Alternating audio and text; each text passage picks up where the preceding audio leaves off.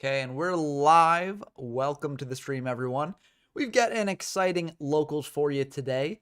It'll be another locals that starts a little bit after the advertised starting time, but that shouldn't be too bad because this will give us a chance to talk about the format that locals is in.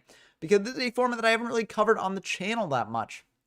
This is Worlds 2004 format, which was an event that happened in 2004 that used sort of like a hybrid of the TCG and OCG ban list. I mean, it used the March 2004 OCG ban list for the most part, but also it banned OCG exclusive cards like Mikira the Destructor, things like that. So, you get this sort of hybrid list here. And it's a very, very interesting list, They did ban some cards, so like Yatagarasu's banned, Injection Fairly's banned, Fiberjar's banned, Cyberjar banned. Also, some of the more problematic spells like Change of Heart, Duo, Duster, Painful Choice, Raigeki, those are banned. And Io, get this thing out of here, it's banned too. So that all makes sense, but, there are some perplexing cards that were not quite hit, like CD is still legal in this format for some reason. I mean, CD is the big head scratcher, especially when compared to the list the TCG ultimately went with for its, first format with a ban list. But there are some other weird spells here, like, Graceful and Potter both legal still for some reason. There's some weird things going on there, but it still makes for a fun format. I've played a couple games of this just sort of like on my own preparation for this. It's pretty fun.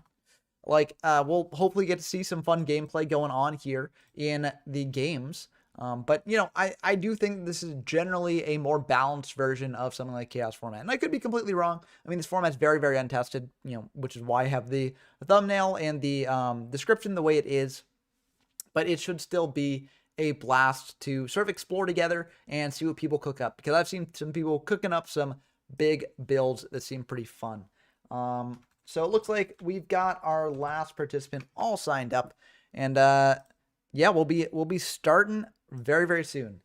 I just need to shuffle up the brackets now that I've gone over the ban list there. Oh, card pool up to Ancient Sanctuary as well. I should mention that. But we've got 12 people here. I'm going to shuffle up the seeds, not once, but twice. And then we will dive into the bracket here and see what we get. So we're going to start the tournament now. And there we go. So we've got a wide variety of games here. I'll send this along in the Discord server. If you want to join in future locals for yourself, then definitely head over to the Discord server. Yo, welcome to the chat, everyone. Rose and Alvaro Martina, I can't speak today for some reason. Welcome to the chat, Rose and Alvaro Martin. And Dumbstruck card pool legal up to AST, but Blade Knight is not legal. That is correct, because August 2004 has some weird promotional cards that were also legal, but this technically takes place before that. It takes place in July 2004. It's just a format that I never really covered on the channel because it was just one event. And, for the Worlds formats themselves, it's kind of awkward because, like, I'm trying to, generally on the channel, pave a way for, like, okay, this is how the game evolves over time, right? Here's new cards that are added, new lists that are added, and so on and so forth. But it's weird because, like, the Worlds thing sort of, like, has a custom ban list, which makes it weird in the progression of the game's history. So, it's a choice on my part, just to not really feature them that much. But in these locals, since we cover, like, micro formats all the time in the locals, I figure I'll cover them here. So it should still be pretty fun. So we got a game against History of YGO versus PJ Darkness here to start us off, seeing how this game goes. And looks like PJ is going to be able to go first here, which is pretty good in this format. You still have Confiscation and Forceful Sentry legal, even if Duo is not. So, it's still really good if you can rip those hand rips and take cards out of your opponent's hand, get a peek at what they're playing. Death Shoot's also legal in this format, although it's unclear whether it's good to, like, main 3 Death Shoots or not when you have, like, Forceful and Confi taking up 2 hand rip spots already. But we're seeing Boganian come down from History of YGO 1, just attacking in there for 13, and it looks like PJ will take it. So it looks like History of YGO 1 is on a burn deck, which makes sense if you've seen History of YGO 1 in other streams and on the channel. They tend to play burn decks, most likely. But, this will not trigger in PJ's standby phase. It will trigger in History of YGO 1 standby phase. So, important to note there. And PJ has to think about exactly how to navigate this. They're going to go for a jar, try and draw a card here. Get one card deeper, see what they get. See if it helps them out of this scenario. They're going to Snatch Deal the Boganian, which is not terrible. It does also, force History of YGO 1 to take the burn, which is kind of nice. But let's see what PJ does here. Monster Gate. Okay, seems like they're on a Read and Gate Turbo list, which is kind of cool. Monster says, some of the choices for this custom OCG TCG Worlds list is why I never have faith in people making the list. I mean, yeah, there's some weird things going on, but I mean, to be fair, for a lot of the game's history, there's some weird choices that go on in these lists. So, you know, it's important to keep that in mind. No one's perfect, especially, you know, an organization like Konami. And so there will be some weird choices going on, but it's still a fun format from what I've seen so far. So it looks like PJ is going to hit a Jinzo, attack him for 24, set one, pass back, and we'll have to see what History of YG1 does here. They have Snatch Steal to take the Jinzo, so that will be good if it goes through. And it looks like it will indeed go through. They're going to attack in for 2,400, dropping PJ down a bit more, down to 4,300. And, you know, PJ will be gaining 1,000 if that Jinzo sticks around on History of YG1 side of the field, if they don't, like, trade it off or something. But still, you know, they're taking 1,400 net negative a turn, so that's a bit bad for them. So we'll have to see if they're able to claw their way out of that. You know, it's kind of funny. It seems like we're starting off on a very non-standard game for this format. And we'll probably see some more standard games going on later between decks that are like more chaos-oriented. Whereas these decks are like probably not chaos-oriented. You can do like a chaos burn deck potentially. So maybe History of Y21's on that. And of course, the Read and Gate Turbo deck often does play chaos monsters because you're milling a lot of your deck. So if you're milling your other chaos monsters, you can banish them to bring out CD and BLS. But it is definitely, you know, more of combo deck in other ways here. So it looks like PJ is going to go for the True Nade that allows them to take back the Jinzo and also get rid of History of YG1's other card there. Now the question is, are they going to pop off a little bit more with like Monster Gates, things like that? Or are they just going to attack in and then, you know, let the Jinzo be taken again on the following turn? They're going to attack in for now, so getting in for 2,400, and they could potentially tribute set. I mean, you know that the Read and Gate Turbo decks often do play a lot of cards like that. Oh, this is actually really clever, going for a Metamorphosis for Ryu Senshi. Now, Ryu Senshi, you know, everyone knows it for its effect to negate trap cards, but it also negates spells that target it. So this means that, you know, History of YG1 won't really be able to Snatch Steal it and take control of it. So very, very good play from PJ here. Nothing like a Cyber Dragon in this format to, you know, stop it or anything like that. Looks like History of YG1 is going to set one and then set a couple back row as well. But, you know, this is ultimately a pretty good spot for PJ to be in my opinion. Set 3 back row. Wowza. So that is a lot of cards there. And it looks like they're just going to pass back to PJ. Call the Haunted in the end phase for Jinzo. That is really, really good there. That is extremely good there. So Jinzo will be able to shut off those traps. Now, on the following turn, if History of YG1 is still alive, then that means that, you know, they will be able to snatch the Jinzo attack over the Senshi, which is unfortunate. But this is very, very, I mean, that should be the end of the game unless there's a scapegoat in the back row, but it looks like that will be the end of game 1. So it seems like Read and Gate Turbo taking a game on the burn deck there. But if you've been to the local streams in the past, you know that what I like to do is I like to jump around while the siding goes on, and I like to see what other people are playing, you know, because there's a lot of games going on at once, and different games are more interesting than other ones, so it's good to jump around. So it looks like this game is against more of a standard chaos matchup here, but, you know, there's some untypical choices going on. Zaborg is definitely a card that is not played in every deck. Night Assailant is also a very interesting one in this format. You do have Mirage of Nightmare still around, so that means that you'll be pitching those Night Assailants there and, you know, getting those engrave. So, you know, there's a fair amount of things that you can do with Night Assailant, which is kind of interesting, which we're not really in the original list that topped. I feel like a good basis for building a Chaos deck is just looking at the topping list from the original Worlds event, which is what I did for my video on Worlds format that I released yesterday, actually, just to sort of hype up this locals. But, you know, there are some things that can be updated for the modern day. For instance, you know, I'm not the biggest fan of Magical Scientist in this format. I think in Chaos formats, like, Scientist is okay, but it's a very, very aggressive format overall. And so when you're paying 1,000 life points to do something, to like get rid of your opponent's stuff, and then you're also leaving a vulnerable 300 attack point monster on the field after that, it can be a bit awkward. So I'm not the biggest fan of Scientists in this format. Jinzo is also another card that's kind of hit or miss. Of course, from Read and Gate Turbo, it makes sense why people play it. But in general, it can be a bit awkward. But, oh, this is going to be a lot of damage. It's not quite lethal, I don't think. There's 3,600 from the BLS and then 1,600 from the Tribe. But it is really brutal, and if there is a Ring of Destruction in that back row, then this could just be the end of the game. So we'll have to see what Lalo does here in the face of this threat. If they have, like, Snatch Steal or something to take control. Oh, wow, they've got CD. Okay, things are getting pretty aggressive here. Now the question is, do they use Priority, or do they just attack over the Tribe? And it looks like they are going to use priority. Now, it looks like they forgot also to add the serpent back to their hand, which would have been 300 more damage here to Dump Truck, dropping them down to 3,600 instead of 3,900. But still, this is a very, very good play. It's just sort of like equalizing things out a bit. Oh, and they sent a Night Assailant. Oh, okay, I see what's going on here. So they sent Night Assailant, and they're setting that Magician of Faith, and now they get back a spell, and this is looking pretty good for them. So, yeah, pretty interesting. Malzer says, I only play Scientist because of Yada, but without Yada, I wouldn't run it here. Yeah, I'm not the biggest fan of Scientist in this format. But, it definitely is an open format. There still is experimentation to be done. And, it could definitely change depending on how the results of this go, if people experiment with it more, how the results of future tournaments go, etc. It does send, but Night Assailant, Night Assailant says send as well. So you don't need to worry about Night Assailant missing that.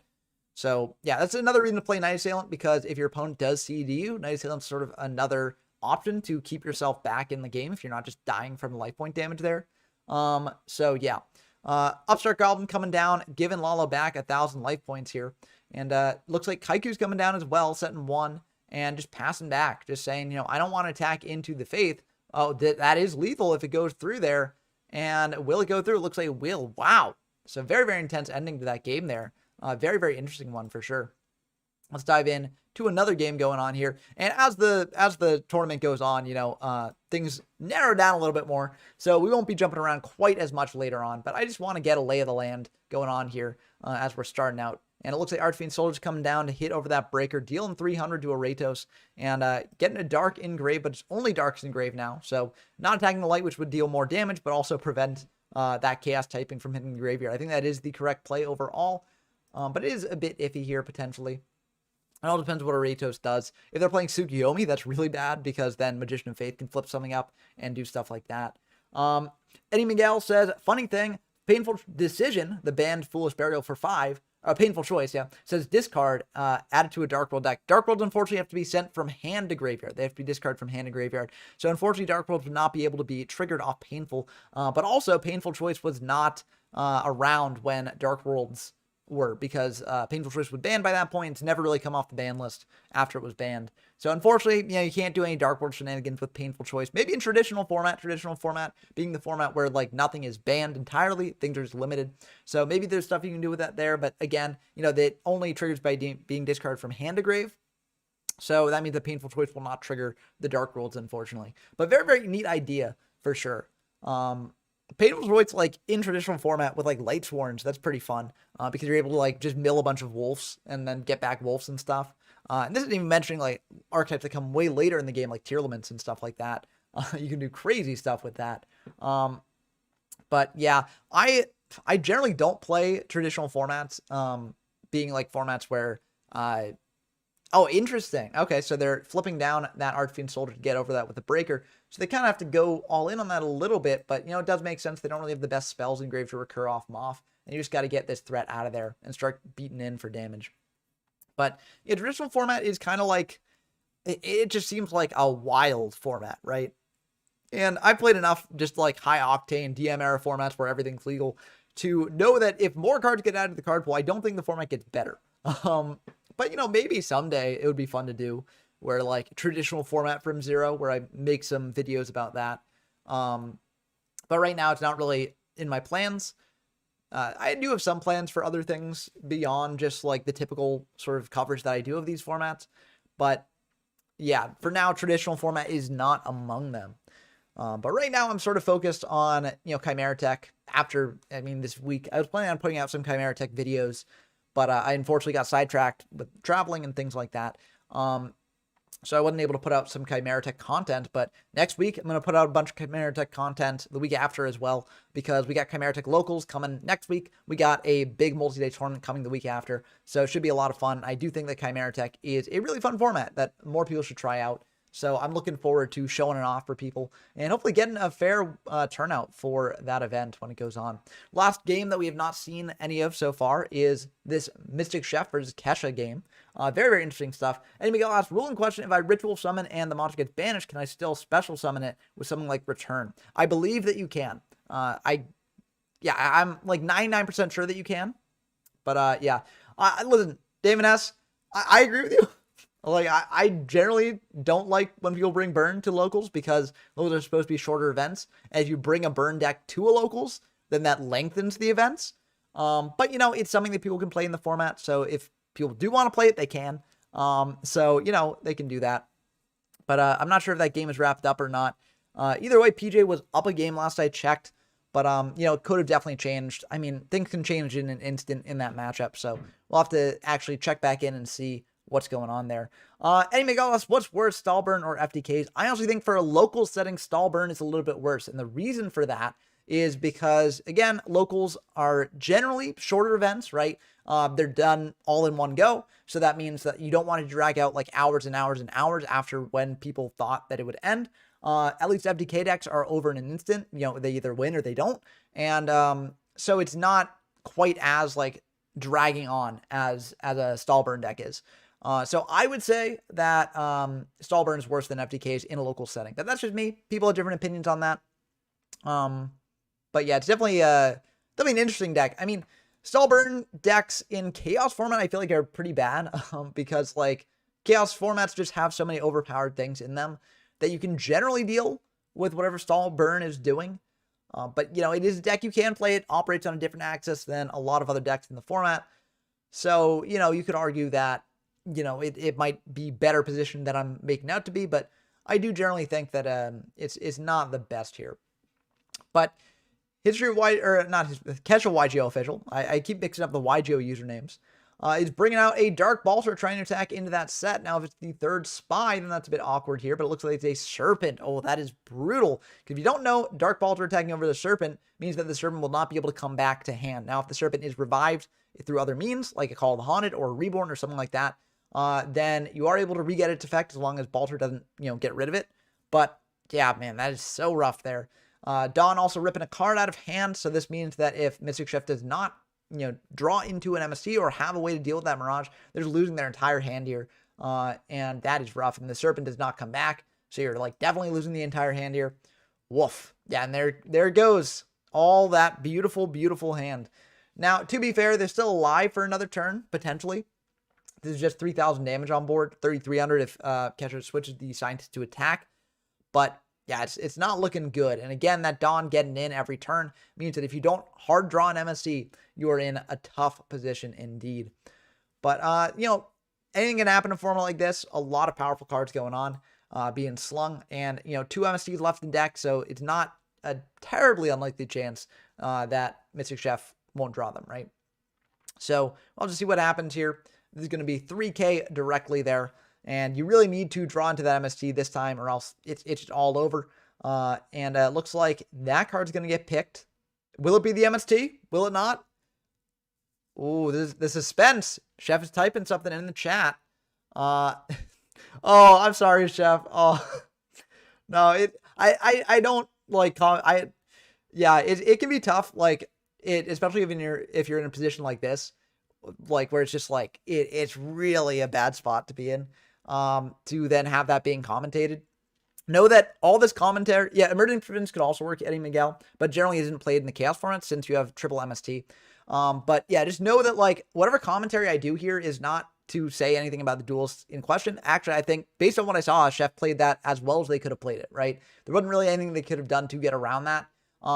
So, I think that was a very, very good game on Chef's part and Ketch's part. Like both players played very well. It's just sometimes in these formats, you get in positions where like you can't come back from that, right? You need to draw certain things and you can't come back from it. And no amount of skill is going to get you over that bad situation, right?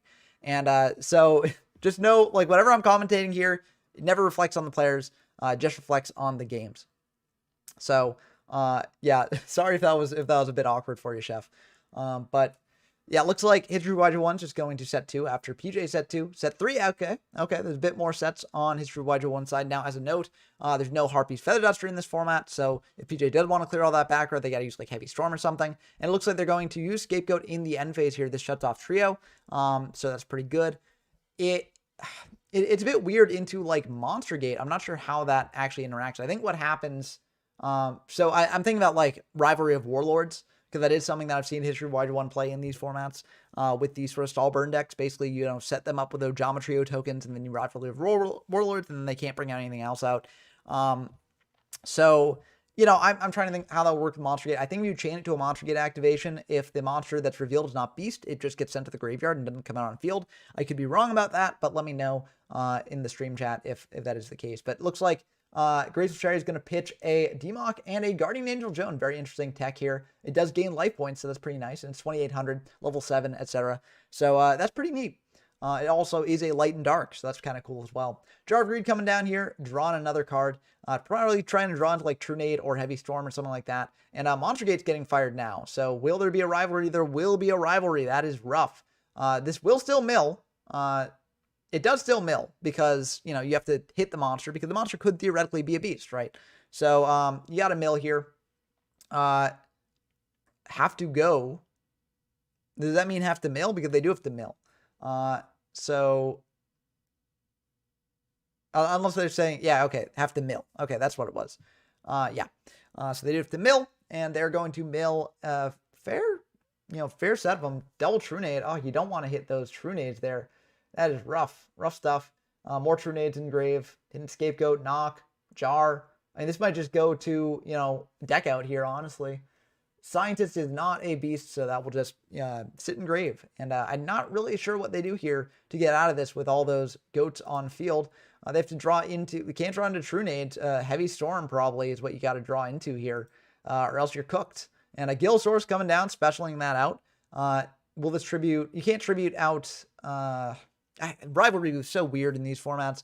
Does it work where you can tribute summon out a monster while you have a Gill Source face up? That's not a dinosaur. I forget, honestly. So, yeah, it's a bit tricky there. Attacking into just a token, probably trying to set up her own Geometry lock here, which can actually go through since the Scapegoat tokens are also beasts, just like the Geometry tokens there. It really depends on the format, Eddie Miguel. You know, they ask, are people playing 3 Solemn Judgment, or is it G-Aid? I'm not really sure what G-Aid means, but it really depends. Certain formats value life points a lot more than others. And also in certain formats, there's just such a high propensity of like powerful cards that, you know, Solemn isn't really the best there. But yeah, okay. So it looks like the trios are coming down, and that's a bit unfortunate, but there are some things. Nope. Triple Monster Gates in grave. So yeah, this is just going to be pretty bad for PJ here.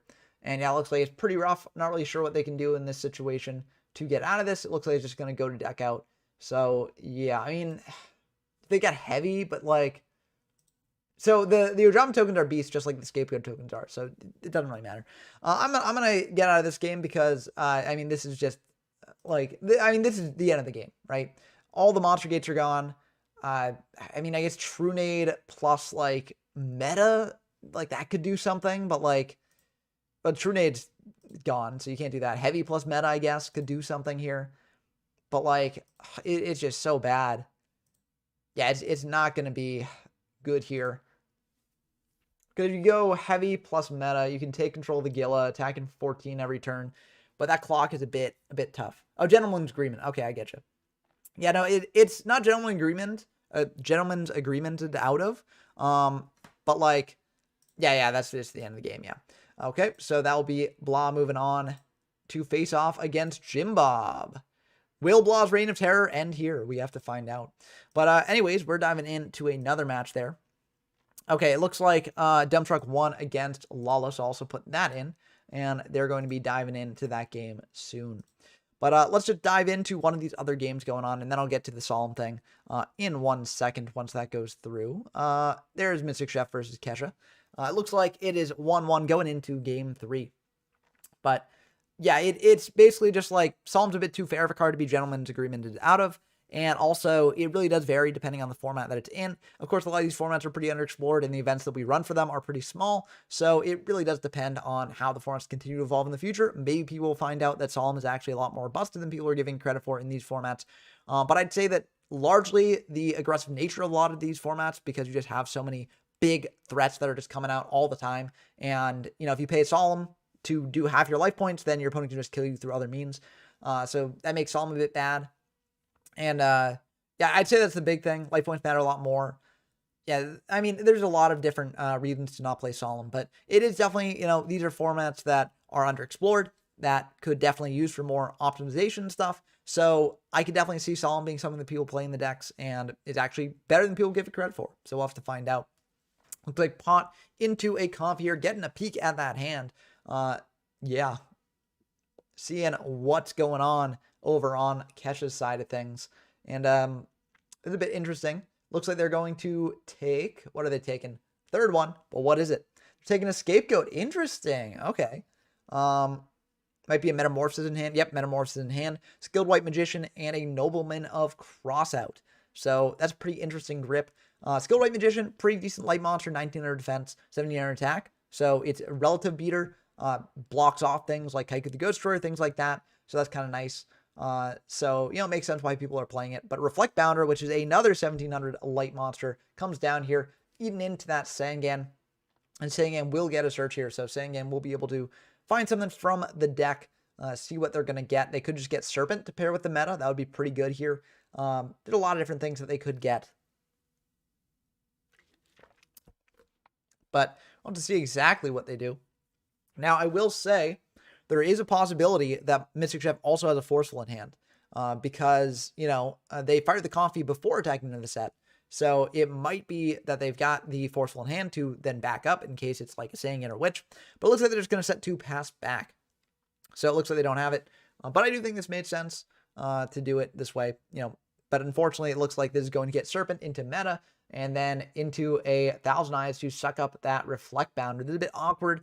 Thousand Eyes is a very, very good card in this format. And, just getting in for 17 a turn with that is going to be rough. Now, the thing is, Mystic Chef removes it, then you do get that Light Engrave, so that's kind of nice. And Ring will remove it, dealing 1700 damage and getting that Light Engrave for them there.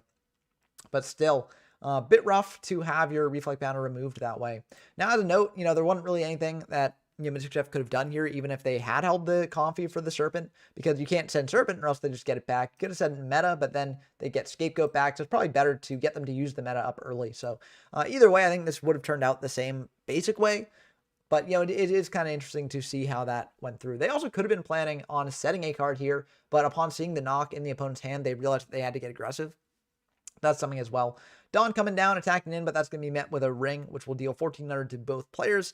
And it's very, very even in terms of life point totals. I mean, it is 1,000 apart, which does matter. But I don't think that any players like losing the game anytime soon off this, especially because there's no light and dark targets in Kesh's graveyard. Now, there are in Mystic Chef's graveyard, but, they have to draw into a Chaos Monitor to do that, and they might not have one. So it looks like Scapegoat coming down to, replenish their field with tokens. And it looks like Kesh is going to set 1 pass back. That could just be the bluffed knock there. We do know about knock somewhere in this sort of hand or field, but we don't necessarily know where it is yet. That back row could be live, and it looks like Breaker's just going to come down. Maybe Breaker's just saying, I don't think it's live. I'm just summoning this out, attacking over the Skilled White, and then popping that back row. He could also just pop the back row and then deal with the Skilled White in a different way. But it looks like the TT's coming down there to blow up the board. This makes sense. Gets Light and Dark in Kesh's graveyard here, and also deals with the Breaker. So you kind of have to do that. And yeah, it's a bit rough. Now, if there is a Light and Dark, and there is a Light and Dark in Mystic Chef's graveyard, but if there's a Chaos Monster in their hand, they can bring that out, attack in, and get really aggressive here. The question is, are they going to do that? Are they not? It really does depend on what else is in your hand, I think. But also, it could just be like, well, they've got knock. They can deal with my defense here. I just want to get aggressive here, drop them down to a very, very low amount. Both of us used up a Ring, so that's not in the picture anymore. But, I just want to prevent them from doing anything, too crazy here. But it looks like Serpent's going to get added back to hand. No Chaos Mon from Chef, and I think that is fine. And it looks like Kesh is just going to set 1 pass back. Now, if it's a BLS in hand... So, okay, if they had a CD in hand, they would have gone for it last turn because that would have been game, I'm pretty sure. Yeah, because they just need 7, that was 7 cards total, I think. So, or maybe I'm wrong because Serpent is a bit rough. The other matches have been a lot better than the match that you faced, PJ, with the Stall Burn deck going on. A lot more typical Chaos decks going through. Sad to see RGT wasn't able to bring it to fruition there. But it's unfortunately how it goes when you face up against Stall Burn. Can't happen that way. And RGT is a bit of a non-standard deck, so it doesn't necessarily play into Stallburn in good ways. But okay, it looks like a pre-mat is coming down here, so this is probably what they were thinking of. Do I go for pre-mat here to bring back a monster or not? And they're going to bring back the Breaker, which is kind of interesting, instead of the Reflect Bounder, but this does make sense because now you keep a Light and Dark Engrave, and it looks like Warrior Lady is going to come down as well to try and banish that set. So it looks like they're probably just going to attack into the set monster. Oh, they are going to go for the banish. Okay, things are popping off here. There's a CD, and this should probably be the end of the game, I think. You attack in with the Warrior Lady, and then, yeah, that's just going to be the end of the game. Yeah. Wow. Super cool stuff here, for sure. And Mystic Chef will be moving on to the next round to face off against Danny Droid. So we're going to put that in there. And now I believe we've got almost all the things here, unless I'm wrong. Okay, it looks like Aretas won against Amart there, or against Hoy, and they're facing Amart. So let's put that in there. And yeah, very, very cool stuff. Yeah, I mean, that can happen, PJ. It's rough when it does. I will say, generally, you know, there's a very low amount of people playing those sorts of decks in these formats. But, you know, if it does happen, it does happen. And it's like, well, nothing I can do. You just got the unlucky end of the stick there. But that's how it goes. You know, that's Yu-Gi-Oh for you. And that's locals especially. So, yeah. But we're all in round two. All these games going on here in round two before we get to the semifinals and the finals. So very, very cool stuff. We've been going on at a pretty brisk rate, you know, 30 minutes in. We're already done with 4 matches. So that's pretty cool. Shows how aggressive this format can be. Looks like Comfy ripping out a Kaiku there. And 2 Darks Engrave, no lights. But also, you know, this preserves the light in Model's Graveyard as well. So we'll have to see exactly what Dump Truck does to respond to this. Looks like they're going to bring out a Shining and just attack in for 14. You know, this represents another light to get in their graveyard there. But looks like they're just going to pass back. I mean, 1400 damage. It's not quite a clock on Model, but it is a monster to just hit in for damage. Dark Hole going to be used to trade with the Shining, and oh, that is rough. That is a bad sign if it turned out that way. Breaker coming down now, 1900 damage there, just hitting in for 19. That'll go through. And then main 2. They've got Mirage. Oh, no. Oof, that's rough. It will, honestly, it's like, it's weird because I would say that it wouldn't be the best Chaos format because it is, you know, the most diverse or something like that. Because I don't think that a lot of these formats are really diverse. I mean, I know that in Chaos format itself, there have been, you know, waves with the 3-Mock deck that's going through. And, you know, some people argue that Earth Aggro could be a top tier deck as well. But I would say, honestly, the thing that would make this the best Chaos format is just how the games feel to play. And I would say that, like, having things like Raigeki, Harpy's Feather Duster, Duo, Io, not in the format, those are really, really good quality of life improvements for making this format a little bit better than the other Chaos era formats. So I would say it again, it's kind of weird because a lot of the times, you know, people do look at results, and results can really impact how a format develops and how it's viewed. For instance, Yugi Kaiba recently, Straw Mill's done very well. A lot of people bring Straw Mill, does very well every tournament, even if it might not win every tournament. Still a very good deck. And because it's in the meta, a lot of people don't like the format anymore. So, you know, that can definitely cause negative results for a format. Or, you know, results can also cause positive results for a format. You know, for instance, if Chaos format turns out to be a lot more diverse than people gave it credit for historically, maybe people would like to play it more. But I would say that, honestly, if Chaos format itself could be very diverse, then I think that this format could as well. Sure, the 3-Mock deck is not around in this format because you have D-Mock limited to 1 copy, so you can't do 3-Mock shenanigans. But I will say that, you know, it's just quality of life feeling, right? So, yeah, the more pleasant the format is to play, the less, you know, absolute blowout cards there are in the format, the better people feel in general. So I'd say that, you know, it's probably just the feelings, right? It would be more like, instead of, you know, how the meta shakes out, it would be more like just, you know, after a movie, asking audience reactions to the movie and just seeing how they felt, right? It'd be sort of like that, exit interviews with the people who played in the locals to see how they liked it. But MSD hit an limiter, revealing that Model is on a bit of an interesting deck themselves. They got rid of Reflect Bounder paired with the limiter. Makes a lot of sense. Also, you know, Momonga is not a standard choice by any means. So pretty cool stuff there. Although Light and Dark coming down for BLS, BLS could just banish those sets. Or it looks like there's going to attack into those. Actually, this is lethal. Yes, this is lethal because Model 0 will gain 2,000 life points up to 3,900. But then the BLS hits into the breaker for 1,100 and then 3,000 off the BLS. So that will actually be the end of the game. Yeah, shows that you always got to calculate those things. But yeah, very, very interesting lethal line. I'm not sure I would have seen it in the moment, but very, very good on Dumbstruck for actually seeing that there. So very cool stuff. They'll be facing the winner of Amart versus Aratos here. And, speaking of, let's dive into that game there. See what Amart is playing here. And, it seems like they're on Spies as well. So Spy, a modern sort of innovation in this format. People bring that over from GOAT format, bring that over from Chaos format itself, and seeing play here.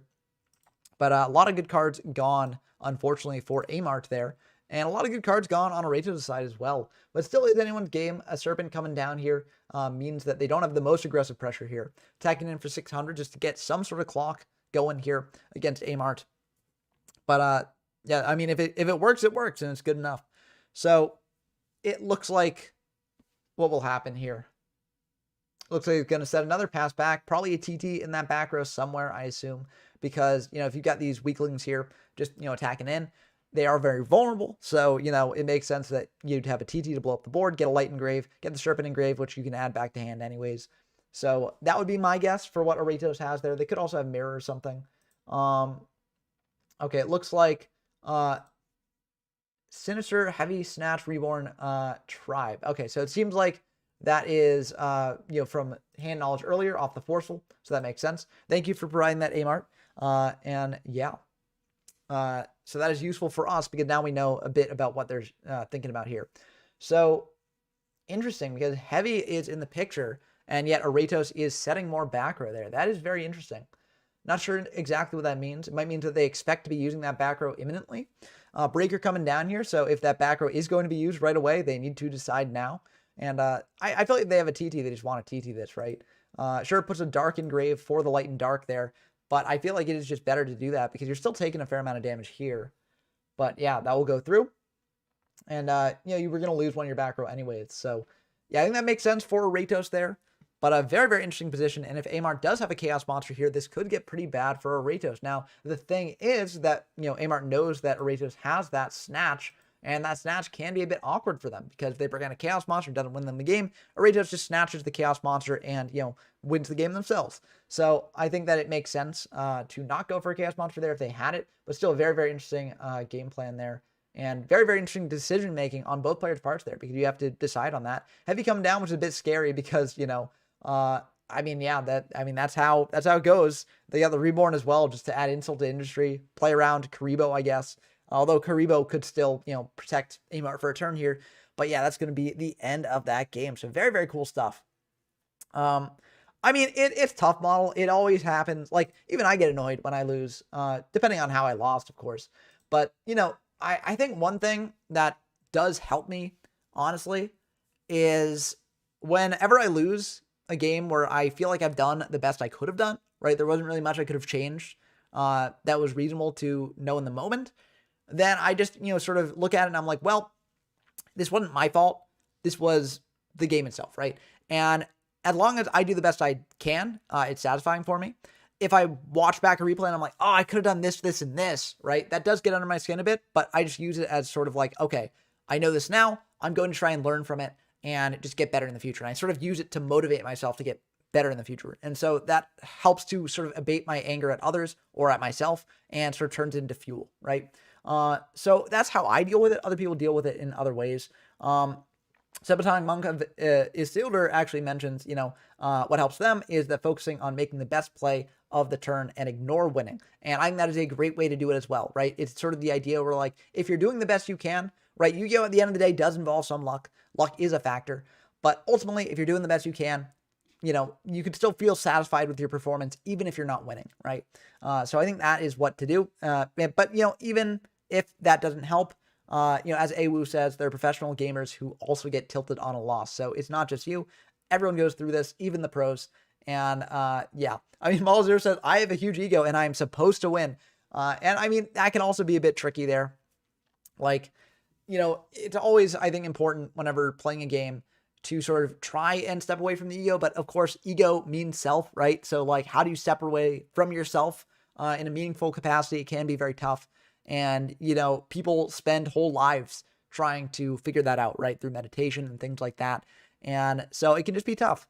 And at the end of the day, Yu-Gi-Oh is a trading card game, right? It's not supposed to be the most serious thing in the world. So I'm not saying you have to go up into the mountain and train for years to separate your ego from your playing in the games. You know, at the end of the day, if you get tilted over Yu-Gi-Oh, it's unfortunate, right? Like, no one wants to be tilted. But at the end of the day, it's just getting tilted over Yu-Gi-Oh, right? It's not the hugest thing in the world. It won't negatively impact your life unless you really let it consume you, which I would recommend not doing, which can be hard.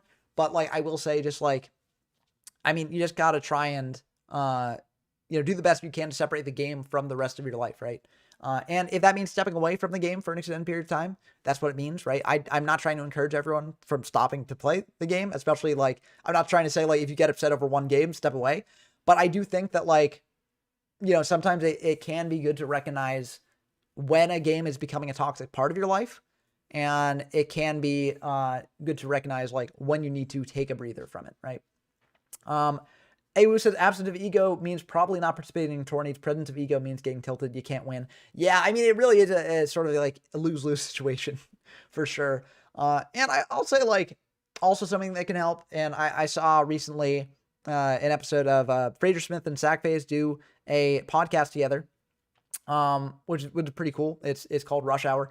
And they had an episode recently on getting sacked. And they, you know, mentioned that, like, you know, it happens to everyone, right? Even the pros. And when that happens, like, people approach it different ways. And, you know, I thought it was neat to sort of see that, like, the pros get frustrated as well. And also, like, to know that, like, there are multiple ways to react to that sort of thing, right? Some pros, you know, get really tilted about it, right? And it, like, sort of consumes their, like, day, right? Some people just, like, have to back away from the game for a bit and realize, like, okay, you know, this tilted me a bit, and I'm just not going to really think about it for the next, like, you know, couple hours or something, right? Or next couple days even. But at the end of the day, like, it really just, I mean, I don't know. It's tough. Like, this is sort of like what people pay therapists like $1,000 to figure out. So I'm definitely not, like, the best person to sort of put out all this advice. But it really is just sort of like a personal journey, and everyone's going to have different ways of dealing with it. Everyone's going to have different things that are right or wrong for themselves. As Awu says, humans are wild. And I mean, that's how it is, right? Awu says, I think a pro Smash player playing for $1,000 lost threw their chair and broke a speaker worth $14,000. Wow. That is wild. And I mean, again, you know, this pops up over all different fields of game playing, all different, you know, fields of study even, like, you know, all different aspects of life, right? So, yeah. It's tough. I don't know. I don't know what to say, but, yeah, I mean, oh, the MST on the snatch, but then the gravity bind coming down. That is rough there. But yeah, I mean, we all need help, honestly. That's why we're all here, right? Because I think the best thing that a person can do is help others, right? And so, yeah, we're here to try and help, but, you know, anyone who can help, you know, get out there helping. And yeah, I don't know. I that sounds like really trite to say, but, like, I don't know. It's true, right? I don't know. What do we have in this world except for each other? Reborn here coming down, and yeah, Exiled coming down to pop that back row, and yeah, or not the back row, but yes. So Gravity Bind is an indication of stall, and we got a stall burn deck from History of YGO 1. We saw it earlier in round 1 when they faced PJ Darkness here. And yeah, it's stall burn. I mean, it is what it is. It is a deck that tries to stall you out and burn you to death. I mean, that's what it does. It's in a bunch of other formats as well, and that's how it is. And I mean, yeah, so, like, yes, Reborn for Exiled is a really good play, stopping the Morphing Jar, preventing that from going through. But again, as Jim Bob says, you know, if you're playing burn, I don't think that you can complain about that sort of thing, right? You're playing the deck that is supposed to frustrate the opponent and just do, like, very silly things to them. Like, you can't complain if your opponent does draw into good things to stop that deck, right? Warrior Lady coming down, attacking in for 1,500, choosing not to flip up that other monster there. Interesting. Not getting in that additional damage. I wonder what that set is. Probably a Night Assailant, I would assume. So, yeah, I'm guessing that's a Night Assailant. We'll have to see if it is in the future. Night Assailant doesn't really change the clock on this too much, I don't think. Let's see if it's 7,900, and they're attacking in for 1,700 a turn. Then what does that go into it as? Let's see, 3, 4, 5. So 5 turn clock. on the 1700 attacking in. And it is still a 5-turn. No, it's not quite a 5-turn clock. Okay, it does change the math slightly. But it looks like Spell Canceller is coming down here. So Spell Canceller either has to attack into the Warrior Lady, or the Warrior Lady will attack into it. You've also got this Night Assailant here, which I assume is Night Assailant at least. So, yeah. Miles says, I was supposed to triple limiter removal on a kinetic over a DD Warrior Lady. Yeah, it's tricky to see in the moment, so it's tough. So yeah, Zaborg is the only Monarch legal in this format. Other than that, nothing is out right now. So yeah, looks like, interesting, not attacking in with the Warrior Lady. Oh, they did attack him with the Warrior Lady. Okay. That will deal a fair amount of damage, but now his Hero Wide 1 has no cards. Of course, another Jester Urge would be pretty good here. A Rivalry of Warlords would also be really good here. So the question is, does Jim Bob flip up that set? I feel like you do flip up the set at this point. It's not Night Assailant, or else they would have gone for it, I think, unless they wanted to clear that DD Warrior Lady out of their zone. But yeah. I mean, Gila is a very interesting card. You know, Gila is a card that, like, does a unique thing. It extends, right, in a weird way. So, yeah, it's kind of neat. I'm curious to see if more people will experiment with Gil in the future. I'm not quite sure why it's in this deck. I just getting out Spell Canceller as quickly as possible, I guess. But, like, it's kind of weird. Still, it looks like Jim Bob will be able to commit something to board here because Rivalry was not flipped up in the standby. It looks like they're just keeping that set. I'm very curious what that is. I'm not really sure what it could be. Pot of Greed coming down here to draw 2, and this could be a bit rough for them. Looks like, never gets mentioned by Urabi and, Sword Arm of Dragon fanboys. Unfortunately, yeah. Urabi, I mean, it does have its time in the sun in LOB format, which is a format that no one really plays, but, it is a format that's around. And it is neat, right? Like, it's in the sort of standard beatdown deck. But, yeah, I mean, Gilla's the first cool dino, in my opinion, right? Urabi's, huh? Yeah, I mean... depending on how people view LOB format, they might view it as something like that. But I think LOB format's fun for what it is, right? And again, you have to go into all these formats, like, basically knowing what it is, right? That's another thing that can sort of help with the tilt, right? If you're playing a format like a Chaos format, and your opponent, like, sacks you, like, with a ton of power cards, right? Like, I feel like you didn't ask for that, right? But, like, you did... You're in a sort of weird spot. Ooh, this is going to be rough. This is going to be lethal if it goes through, and it was indeed lethal. Man, I'm very curious what that set was. Not sure what you keep down there. Or like just flipping up that set and doing TT earlier before they had other Gestures plays. I don't know. Very, very weird situation for sure. But it looks like that's going to game 3. I was hoping it would end in game 2, but it looks like we are covering other matches here. So let's dive in to Mystic Chef versus Danny. And it looks like Aretas won against Amart.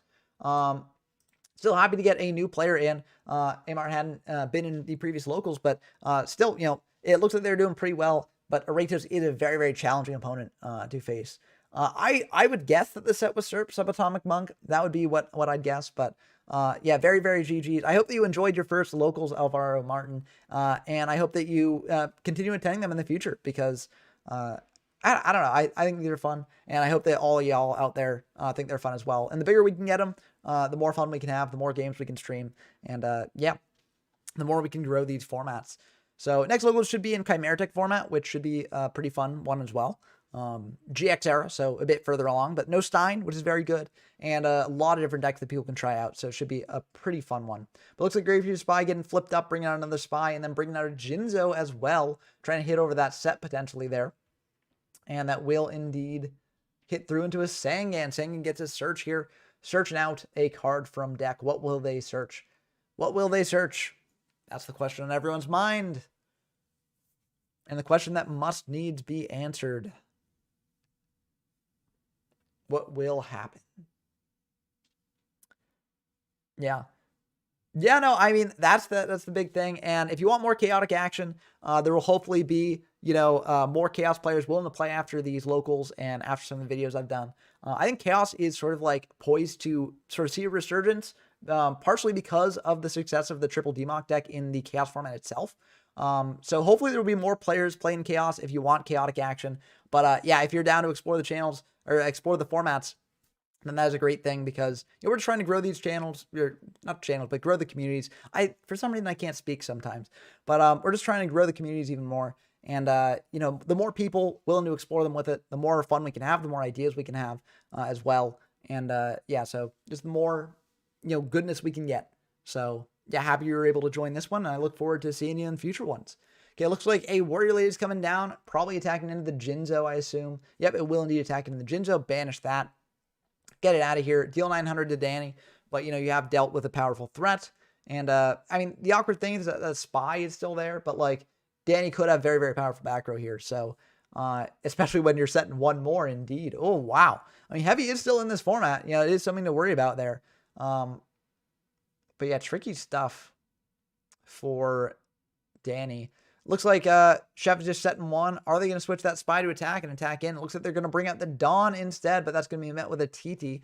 So that's kind of rough, losing both those monsters there. But you do have a Light and Dark and Grave. So you could go for a Chaos monster here. Question is, does Danny have another TT in that back row? I mean, TT is at 3 copies in this format, I believe. I think it is. I could be wrong. Yeah, I think it's at 3 copies. Yeah. I don't quite have the ban list entirely memorized because, I haven't really played around in this format that much, just for the one video and also for checking the decks and the locals here and watching the local streams. But I'm pretty sure TT is unlimited in this format, which I think is good in any format, where you have all these Chaos monsters running around. But yeah, it looks like they're just going to let the Night Assailant pop it. There is an argument to banish the Night Assailant in case they've got another Night Assailant in hand. They set up the loops, right? So that way they pitch a Night Assailant from hand, add a Night Assailant from grave, and then you got basically infinite discard fodder. There's an argument there. I think it also makes sense getting another Light and Grave for your Chaos monsters. Right now, Mystic Chef could potentially do a double Chaos play, coming down in the future and OTKing their opponent. Awu asks, what's the next format you think you'll park on for a long time and do a lot of videos for? I think, honestly, Chimera Tech format is going to be that one. I will say, though, that, so for a lot of the Stein formats, I sort of just blazed through them and, banged out video, covering those formats themselves. And part of that was because, I wanted to show off what they had because the early GX era, there's a lot of new, sort of strategies that can coalesce around different bannings, right? But part of it was I wanted to get through Stein as quickly as possible because a lot of people don't like Stein formats. And so, I went through those as quickly as possible and stuff. I didn't really show them off I didn't park in them, right? But I still produced a lot of videos for them and got through them as quickly as possible. For Chimera Tech, I really like the format a lot. And I think there's a lot to cover, so I plan on doing a bunch of videos for it. But I don't really have the urgency that I had with the Stein formats because, a lot of people really like Chimera Tech format. And of course, if it turns out that after I make a bunch of videos on it, the videos just keep getting diminishing returns and no one's really watching them and no one really cares, right? Then I can move on to the next format. That's happened in the past, right? When I covered Android format way back when, basically I really liked the format, so I made a bunch of videos in it, but people in general did not. And so people got really tired of it really quickly. And so, it wasn't necessarily the best thing in the world. Oh, interesting. Chaos Emperor Dragon is going to be pretty rough here, especially if Danny used the effect.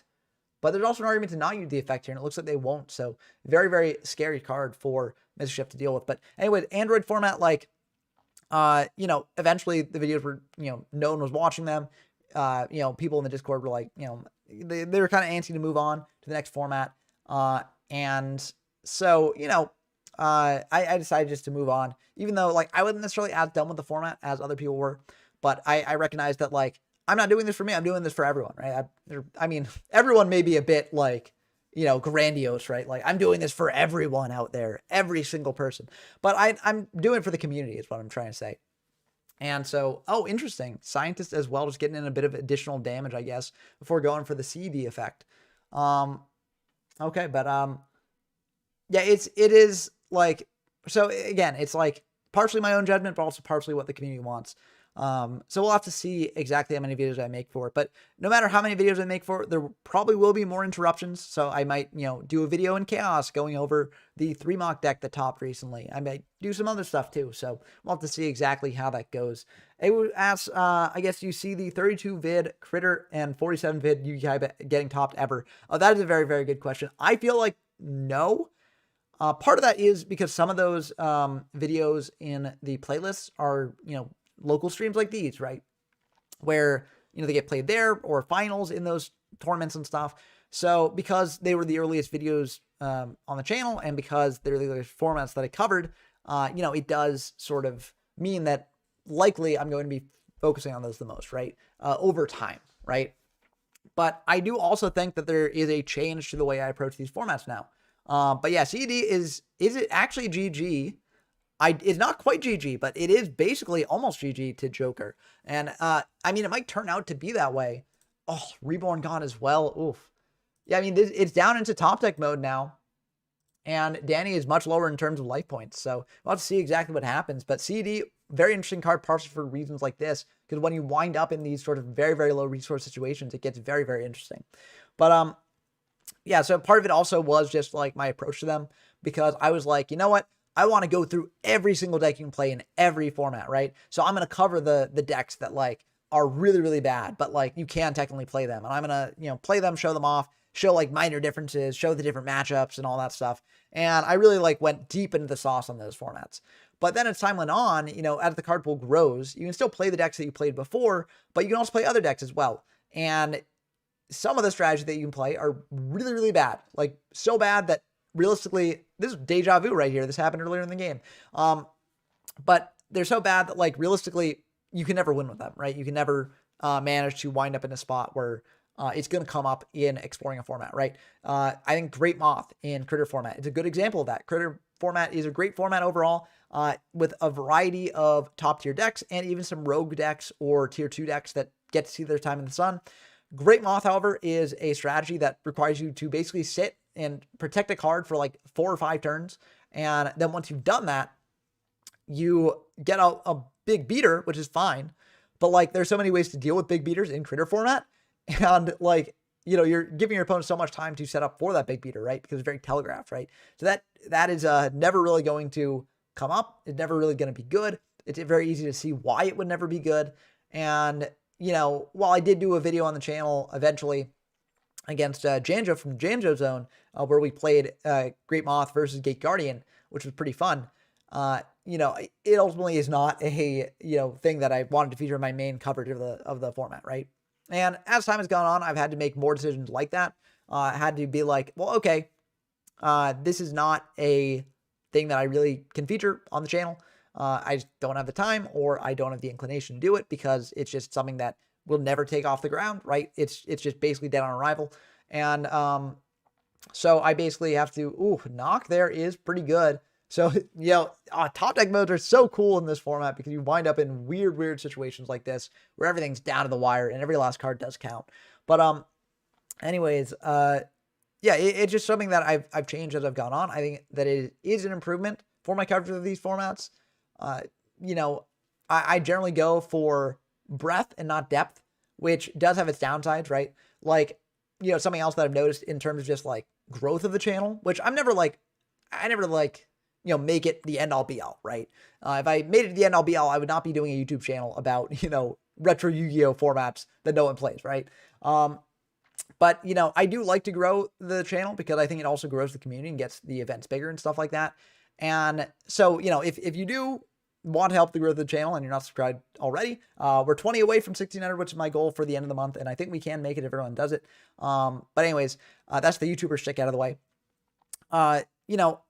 I realized that like you have to sort of, if you're in the business of going from topic to topic to topic, it's going to lose viewers over time, right? Whenever I shift to a new format, or whenever people realize like, oh, I'm not really going to go back and just discuss Yu-Gi Kaiba full time, right?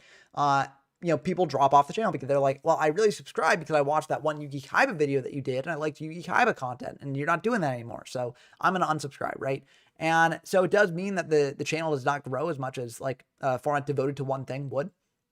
And so it can be a bit tricky to navigate, right? For me, the ideal solution, well, not solution, but the ideal thing to come about would be that like some of these formats grow even more and people make, dedicated YouTube videos to them. Okay, looks like History of YGO1 defeated Jim Bob, so they're going to be going on into the next one there. But, in terms of like, yeah, so the ideal thing would be that like some of these formats take off and other content creators, sort of make channels devoted to the formats themselves, right? Kind of like an E3 Yu-Gi-Oh for Edison. I know E3 is like somewhat controversial in certain circles, but love him or hate him, he's doing something that is growing that format and that is directly responsible for the growth of that format into probably the biggest retro format right now, right? And that's sort of what a format needs to grow beyond just a small player base, I think. It really needs a hype person. So you just get out there and hype up that format, get people playing that format all the time, and just, sort of getting people invested that way. And I can't really be that guy, right? I'm more here to just sort of look through the entirety of Yu-Gi-Oh's history and see, are there any formats that we're sleeping on, any formats that like are better than people give them credit for, or stuff like that. But yeah, as the Joker said, a top deck Hayabusa Knight would end this one. A top deck almost anything would end this one. But yeah, this is rough. This is rough stuff. And this might just be if that is an MST there, then oh, that's 4 cards out of the hand. That is brutal stuff. And this is giving Danny the opportunity to top deck that Hayabusa Knight there.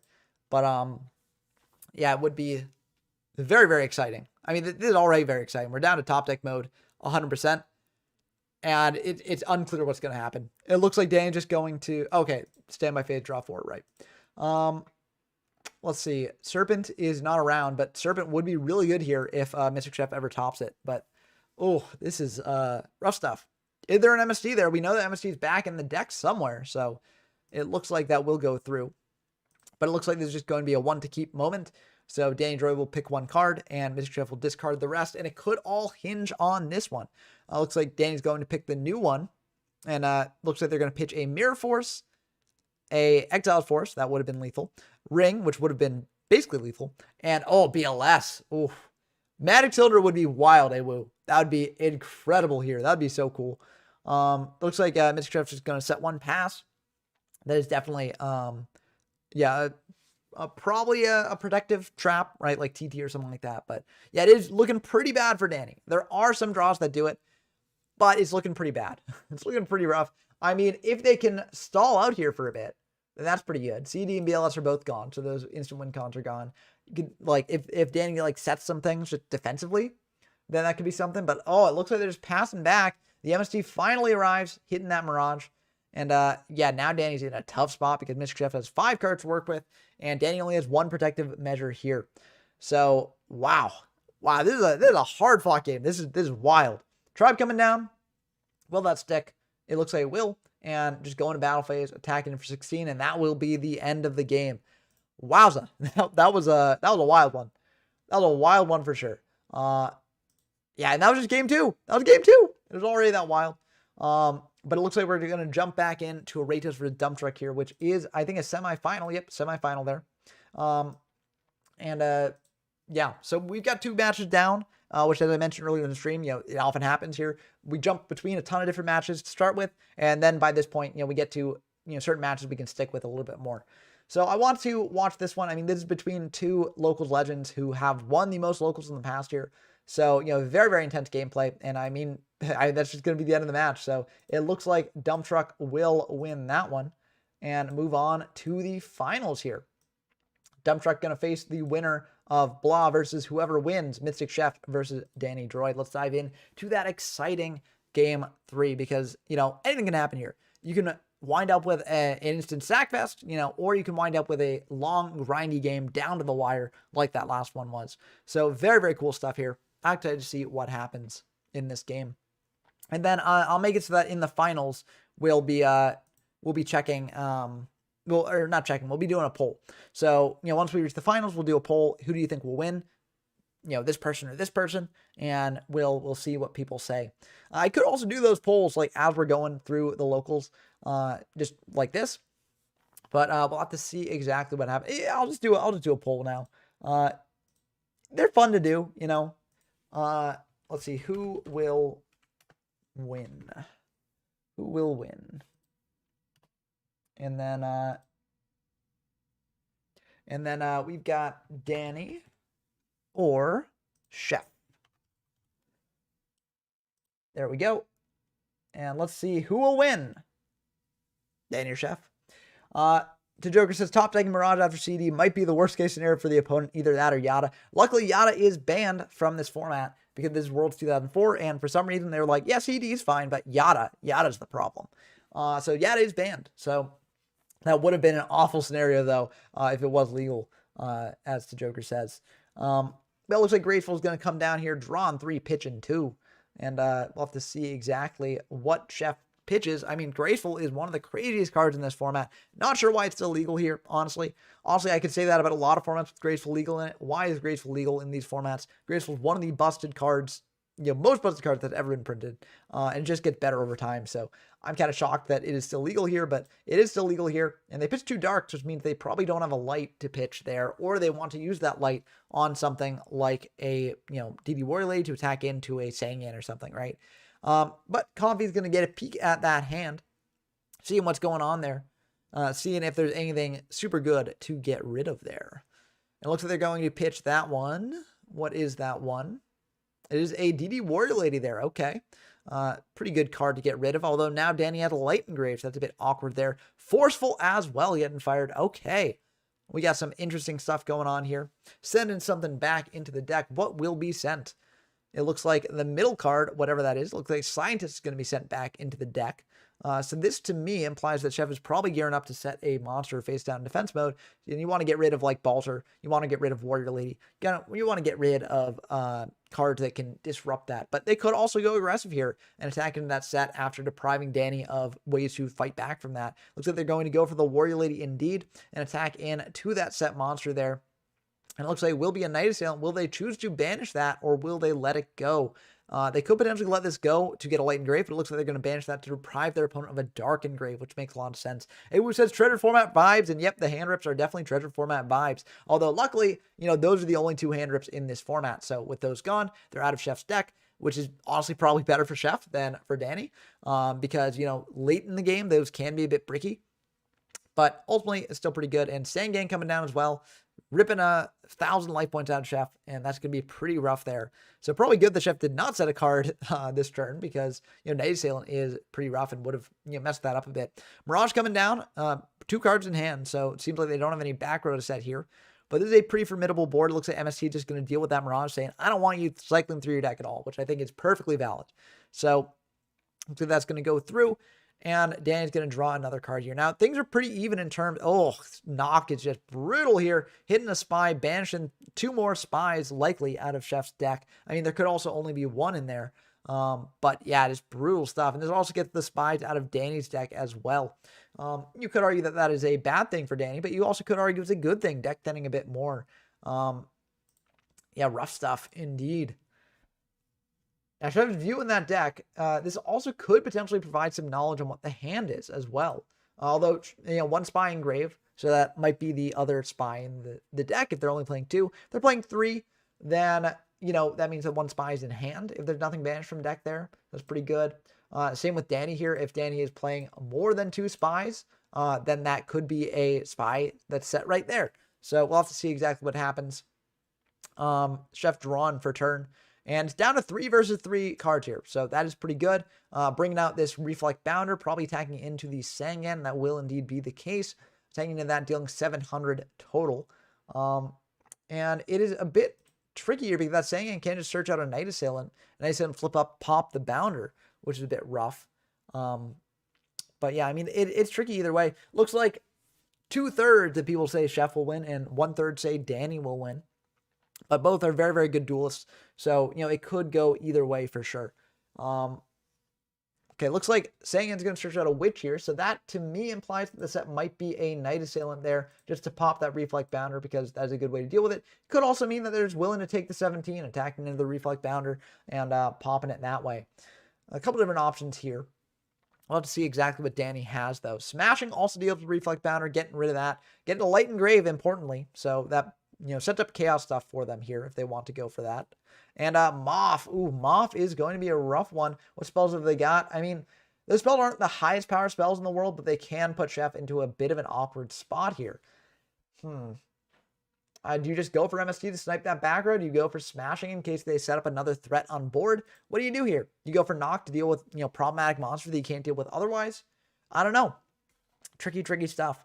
Getting asked, how has the tournament been? Do people like the format? I think people generally like the format. I think people have been having fun.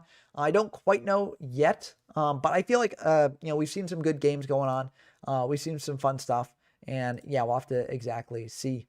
But yeah, I don't know. We can ask in Discord afterwards, but I feel like these games have been a bit more interesting than some of the other Chaos Era formats games have. In the past, I haven't really used Chaos Era as like, sort of a time period in Yu-Gi-Oh's history, but I think it does apply to a lot of the formats based around Chaos format, especially the like hypothetical formats that we go through. Thinking about, we've got Chaos format itself, we've got Amsterdam, we've got August 2004, we got Worlds 2004, and a lot of those formats are like very, very similar, right? Which is why I didn't really cover them on the channel. But I do think that it could be, I think it could be pretty good for more people to explore this further, especially if they're looking for like the one Chaos format to rule them all. Like, what are you going to do, right? Awu says Chaos Duels would be hard to show in the anime. You'd need a hologram-based way of checking graveyards constantly and filler dialogue to make that process interesting. Yeah, it is kind of very interesting to sort of see how those sorts of things would evolve in the anime. Like, I mean, CED was around in the anime, right? Kaiba used it. But yeah, as Subatomic Monk of the Isildur said, they would just remember the graveyard constants because they're all just geniuses, right? She has asked, when is the next Chimera Tech video? Should be coming up either this weekend or early next week. But I mentioned it earlier in the stream, but I had some, sort of busyness earlier in the week. And so I couldn't really get a Chimera Tech format video out. And by the time I was able to make videos, I felt like I needed to do the tournament report before it got too old. And also I felt like I had to do the sort of locals report. Not really locals report, but like, sort of just showing off this format before diving into the locals. So there will be more Chimera Tech content coming though. And next week's locals will be in Chimera Tech format to prepare for the monthly tournament. So that'll be pretty fun. But to Joker asked, so this is the one with which Sangan, Mirror Force, Raigeki, and Yatagarasu banned. Which in Sangan and... So Raigeki and Yata are both banned. Lily is banned. Fiberjar banned. Cyberjar banned. I think that does it for... And Yata's banned, of course. That does it for the monsters. You've got Duo banned. Duster banned. Change of Heart banned. Raigeki banned. And Painful Choice banned as well. I think those are the spells. And then for the trap, you got Io banned as well. So I think those are the big bans of the format. I think if I'm forgetting any, let me know. But off the top of my head, those are the cards that are banned. So Sangan and Witch are still both limited. But I will say I do think that there are a fair amount of decks to still cover in Chimera Tech format. You got Bazoo Return. I think that deck is probably tier 1. I just haven't featured it on the channel yet. You could do a Warrior deck potentially. I'm not sure if I will, but it is something that people have been talking about a bit. I want to show off the Dragon deck as well, even if Dragons, I think, is sort of just a worse version of the sort of Machine OTK deck. I'm not really planning on doing DDT because I didn't really get any new tools. And also, like, it wasn't really good in the previous format. And you could argue, oh, it wasn't good in the previous format because, you have like, you have whatchamacallit. You have Stein running around, right? But I would say that it wasn't good just because the deck could not coalesce, right? Like, the deck is just in a bad spot. It really needs some of the other stuff to, arrive. And, I get the to show what's coming thing, History of Waijo 1. But I think, honestly, the previous video I did on the deck kind of shows what's coming, right? Like, it's just like the deck is not in a good enough spot to actually be able to, pop off and be like, hey, look at this cool deck that's gonna like be wild. So it's more just showing like what it was before it got the wild stuff. And that's just gonna do it. Yeah, BLS is going to be game. So very, very intense stuff there. Very, very good stuff. And yeah, the winner of that, Danny Droid, will move on to face Blah. So diving into a Stallburn matchup there. Yeah, we'll do a locals for Chimera Tech. Don't you worry, CS. That will be announced this week. I'm not exactly sure what the day it's going to be, but it will be coming next week, so don't worry. And there will be another one after that in case you can't make the first one. AWS, how do I name the eras before Chaos Era if I do? And honestly, the way I view it is like, it's tough because like the DM era is widely regarded as like a good way of just classifying the beginning of the game. But of course, if you look at it from a gameplay perspective, instead of just like what anime was playing at the time, it doesn't really match up quite like that. That's why so many people think GOAT format is a DM era format, because it really does feel like it belongs to the DM era. I would say, honestly, in terms of like vibes, the game doesn't really quite feel like, it does in GX until you get Cyberstein and Cyber Dragon and things like that. Sure, Cyberstein was in GOAT, which is also GX format. But I more mean like until you get the Steiner Decay, right? Like, and the good Steiner Decay, not the one where you just bring out Master of Oz and buff it up with Megamorph, right? The meta-defining Steiner Decay deck. And like Cyber Dragon as well. I think that's really when the things turn into the GX era, which is again sort of a flaw of naming it based on anime. But we got to work with the framework that we got. Frankly, if I sort of tried to divide things more, it would just cause more confusion. So I do classify the beginning as the DM era in terms of like when the DM anime was running, which basically goes up to Warrior format. And then after that, I just go through the formats when GX was running, which is the GX format or the GX era. And then I'll do the same with 5D, Zexal, etc. But within those sorts of, classifications, I think there are then more granular eras you can define, right? Like, I think that, there's sort of like sub eras where, in the DM era, that sort of classifies for me from the very beginning, which you could call LOB format, you could call Yu-Gi Kaiba format, depending on where you want to actually draw the line of like, what is a competitive format? And, I sort of say that goes until Imperial format, because that is still at a point where like monsters themselves are not really like the big focus on the game. The focus is other things. And then in Android format, you get monsters that actually turn into removal on their own in a weird way, because you get that triangle of Gemini Elf, Bazoo the Soul Eater, and Kegu the Ghost Destroyer, which is a very, very interesting dynamic. That is very important, and I think defines things going forward where the monsters are now busted, right? And yeah, as the Joker says, like, it's even more confusing when you remember that the OCG and TCG have different timelines, which is why I'm not doing sort of like, let's explore all the OCG formats, right? I'm sort of just going through the TCG because, that is what I remember as a kid, and that's what I'm interested in. And also the OCG had a lot more bad stuff for quite some time. They were still really trying to figure out the early, stage of the game, and they had a couple stinkers there. But, if someone does want to do this sort of thing for the OCG, I'm more than happy to let them do it. I think it would be really fun. But at the same time, like, I'm going to stick with the TCG for the foreseeable future. Again, that is a very, very interesting suggestion where we just use presidents like Bush formats, Obama formats, etc.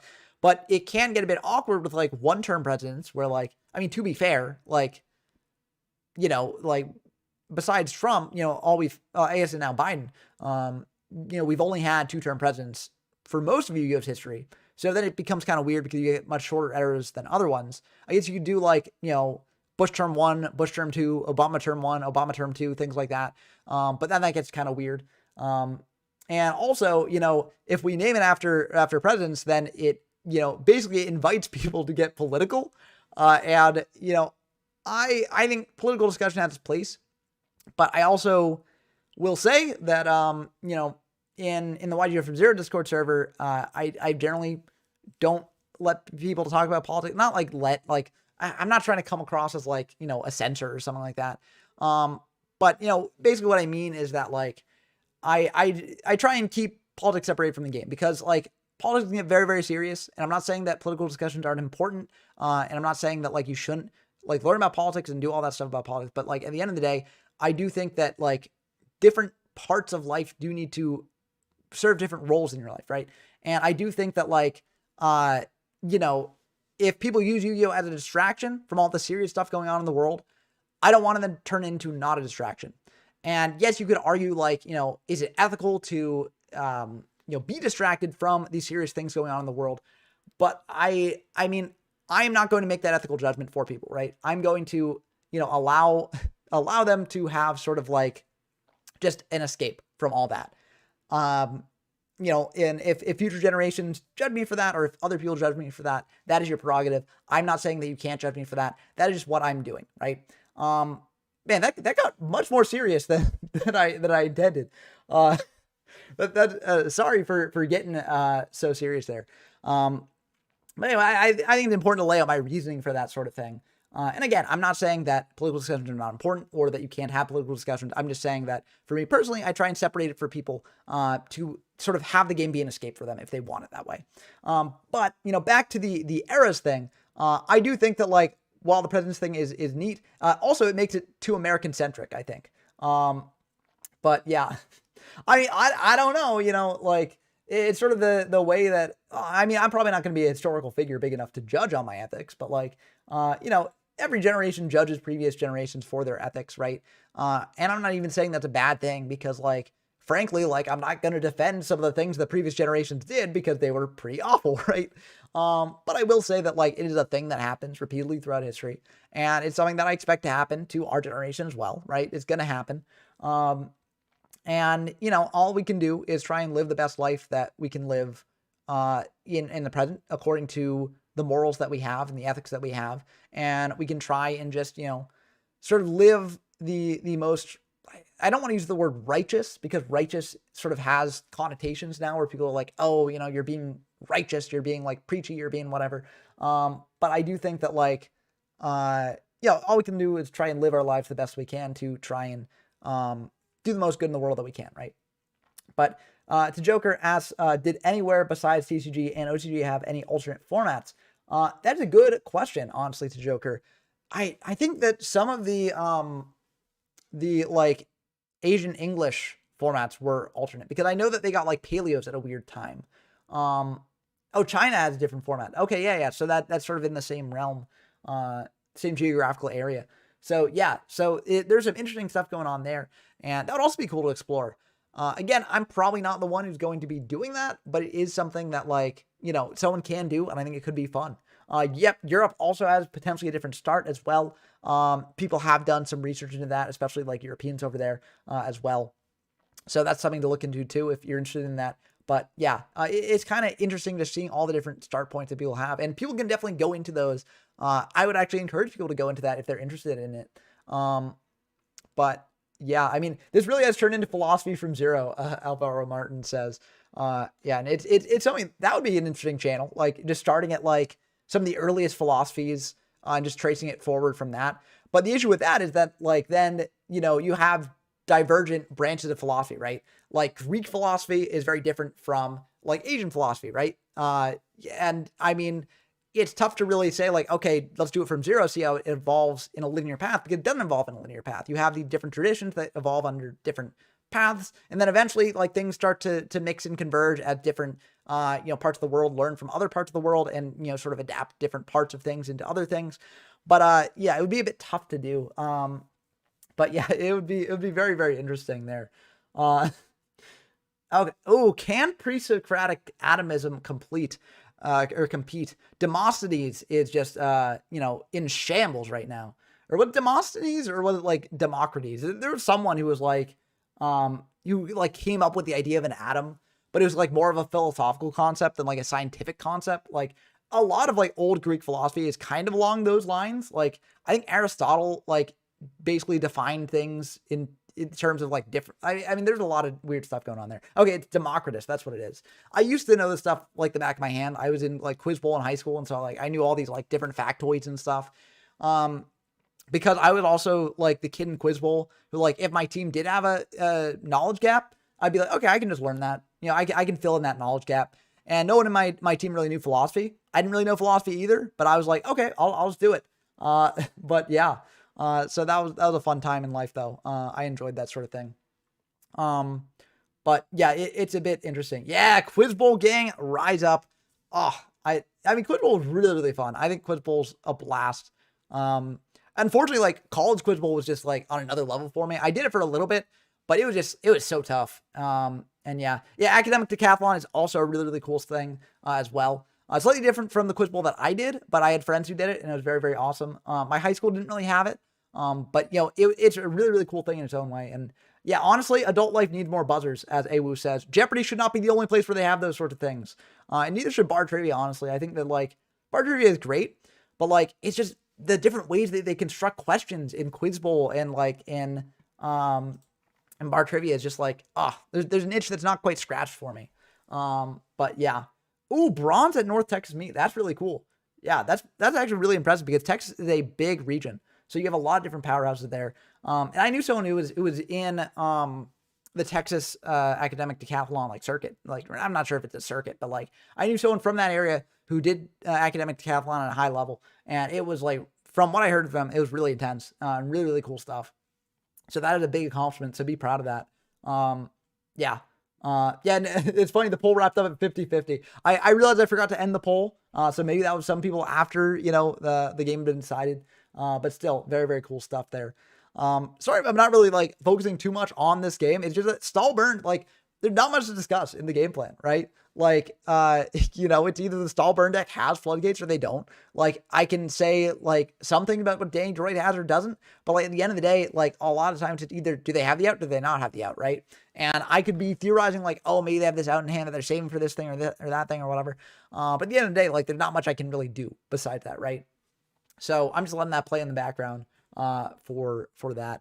I did a bit of Science Bowl as well. The issue with Science Bowl for me is that, like, my when I joined high school as a freshman, I joined the team, and all the kids were seniors, so they all, like, basically graduated that year, and I was, like, the only one left in Science Bowl, and I was, like, the only freshman who joined.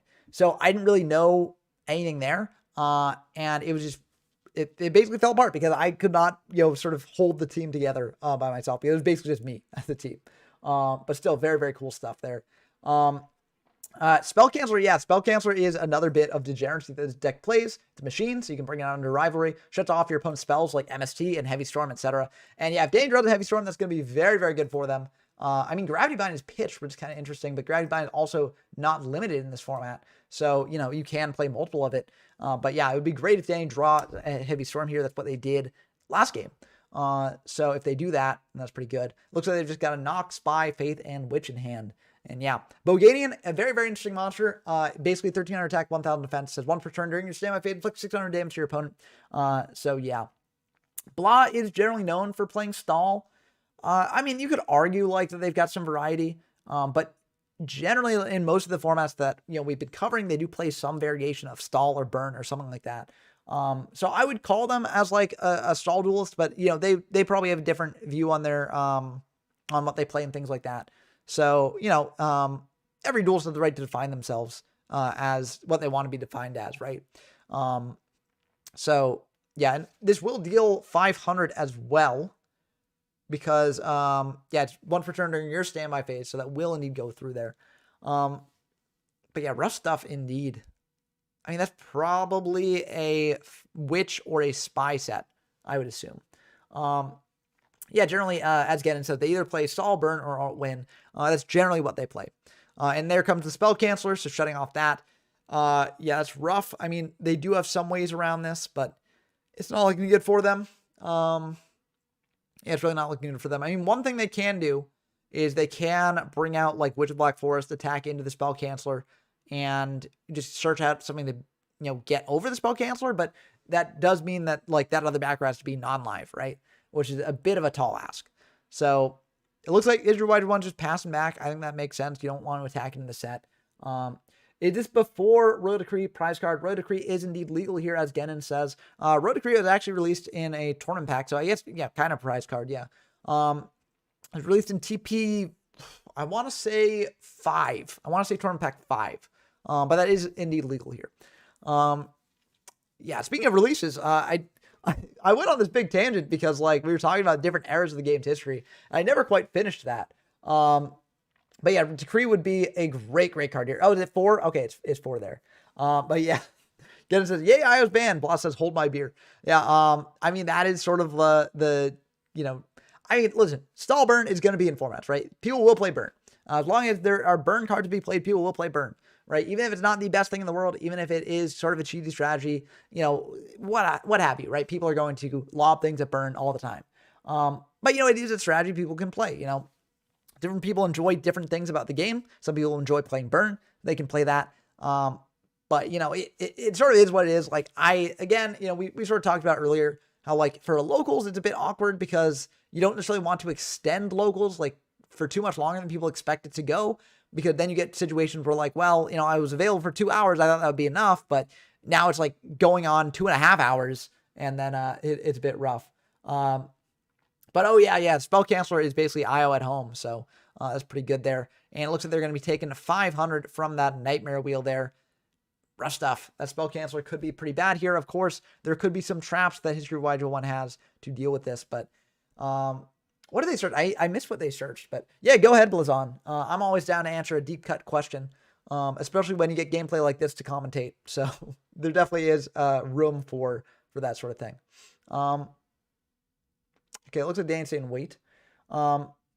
Yeah, budget card availability is very important, as the Joker says. And it's also one of the benefits that we can sort of talk about here with just going through like all these formats with all the cards available to us.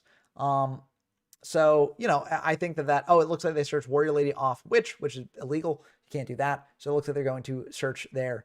But yeah, I mean, it is really nice, I think, because oftentimes when I was a kid, I was not able to play with like, super good decks, right? Because I wasn't able to afford those decks, right? And, whatever allowance I had, right? I would not put it towards Yu-Gi-Oh! Really. I mean, I put it towards it a little bit, but I was mainly just like getting bulk from my cousins. I was like getting what I could. Occasionally my parents would like reward me for being good and they'd get me like a Yu-Gi-Oh! Pack or something like that. But I wasn't like able to invest like major money into, cards to sort of make a super competitive deck and go to like major events, right? But now, we get to sort of live out our childhood fantasies of like, man, wouldn't it be cool if we had all the cards at our disposal and we could make whatever deck we want? And now we can do that, at least online. And oftentimes, as adults, we have more disposable income and can likely, sort of build decks in paper. And even if we can't, we can proxy cards as well. And yeah, should be good. Yeah, 1600 defense is why the Witch can't do it. But yeah, exactly. Subatomic Monk of Isildur. Very few people could really throw all their money into it. And that's why you get things too, like why there's some like weird cards in the meta, right? Like Vampire Lord, probably not a very good card, but it's a card that, is very expensive. So people who could afford it want to bling it out, show off that you can do that there. Yeah, I mean, yeah, and it still is something to this day, especially in modern formats, especially, right? Like in modern, I mean, you have some very expensive strategies going on, right? And like not everyone can afford a Fiendsmith Snake Eye deck. But, that's why you have things like Tempai, which are more budget, and you just have these budget decks that people bring to locals, people bring to events because that's what they can afford, and they still want to play the game, and, they play it that way, right? Yeah, and exactly, as Gannon said, there was no TCG player at the time as well, so, you couldn't, like, buy singles all the time as well, so. Now the question is, does Droid go for a Balter? I think, or like, okay, it looks like Rivalry is coming down, but you can still suck up a Thousand Eyes here. Bring out Thousand Eyes, suck up the Spell Canceller, and then you're still good because Thousand Eyes is a spellcaster just like Scientist is, and so that should be fine. So yeah. Yeah, Turtle goes 2,000 defense or less. That's a very, very good question, CS. I don't actually know the answer. It's probably for very, very large amount of money because they were, well, okay, so BLS was a secret, I believe, and then CED was a secret, BLS was an ultra. So, if you want to get a copy of CED, it would probably run you a fair amount of money. But, yep, Thousand Eyes sucking up that Spell Canceller there. And that's going to be pretty good at dealing with that board. Now, of course, the awkward thing is that you've got Scientist as a spellcaster, and if you don't have other spellcasters, then, like, you're in a bit of a bad spot. But we do know about Faith. We know about, Spy. We know about other things there. So, oh, that is so cool, Subatomic Monk. Yeah, I want to do more pack openings on the channel. I was sort of just waiting for 2,000 subs to do like another pack opening because I did one at 1,000, so I figured opening Metal Raiders at 2,000 would be cool. But yeah, we'll have to see exactly when that happens because I probably should have bought the re-release packs when they came out. But, I'm not sure how much they cost right now, but I could buy them soon, potentially. But yeah, huge scalping was going on a lot as well. Looks like Snatch for that Scientist, bringing out another. Wait, can they do this with the Rivalry up? I don't actually know. Either way, it shouldn't matter here because Ring will be able to pop that Spell Canceller. So, okay. It really does depend on like the time period for Rivalry. Rivalry might work this way at this point. I'm not going to like go down the rabbit hole right now, but like, I really forget if it does work that way or not. That could wind up mattering a lot here as well. But we don't know at this point. It does not. Okay, let me look up the Rivalry. Oh my goodness. Rivalry of Warlords. Rivalry of Warlords. Let's check. I mean, when did they change this stuff? I'm going to ask in the Discord. I'm going to ask judges. Okay. Okay. So it seems like you can't, according to some of the judges here. I'm gonna point this out to people. I'm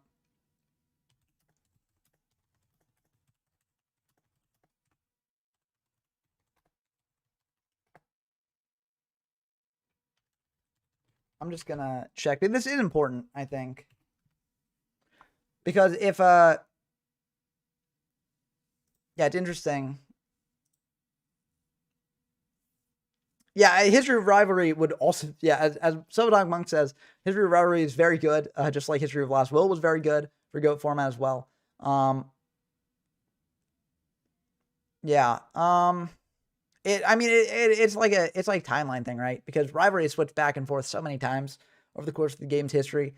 It's really tricky for here, especially because this is actually using OCG rulings, unlike the TCG, because this is a Worlds format event, so they would be using OCG rulings. So that's the tricky thing. I spilled water all over my keyboard. Luckily, my keyboard's waterproof, hopefully. If things start getting crazy here, then, you know, that will be why. But I did ping a lot to check that, but like, yeah, it's just like OCG stuff is weird. But okay, I mean, it won't matter here because, you know, BLS is able to just come out here. Interesting that they're choosing to banish that as opposed to just attacking over it for 42. I don't know why they didn't just attack over it for 42 unless they've got other plans here. No, they're just passing. I don't know why they did that. That was a major misplay, I think, unless that was main 2 that I missed it. DMOC, I don't think has any like super crazy ruling shenanigans, but I could be wrong about that. It was main phase 2. Okay, that's why. That makes sense. And now, unfortunately, Danny's in a bit of a tough spot because they don't kill Blah here. Okay, knock will do it, probably. You knock the back row, or not the back row, but you knock the monster. You can knock your own monster too. Going for a Solemn here. Okay, that is very interesting. That might just lose them the game. I mean, this is forcing Danny to attack in that set, then attack directly. Could be a Night Assailant, could be a Warrior Lady, a couple different things it could be. But yeah, can't be Cyberjar, as Subatomic Monk says, because that's banned here. But I mean, right now, if you're Danny, you have one choice. Unless you've got other cards in hand that can do things. Okay, yeah, his rewarded one's just going to admit defeat. I mean, I don't know if you necessarily had to admit defeat, but I don't know about the Solemn. I just think the Solemn's kind of awkward because they have to have a warrior monster in hand that can attack indirectly. I mean, also, did we see the target? They could have knocked their own set as well. So I don't know there, but yeah, GG. GG indeed. Yeah, rough stuff. I mean, I don't know. Okay. Well, Danny's going to move on to the next round. Stallburn fallen there. So yeah, good stuff. Yeah, Solemn is a bit tricky, but this is a burn deck that also did not play like Chain Energy or like self-burners as well. So I think that does make some sense, but I don't know. It's a bit tricky here sometimes. But yeah, luckily the spell canceller thing didn't really matter. But Danny won game 1. No, this was a match. Danny won game 1. Danny won game 1 and then won this one. So yeah.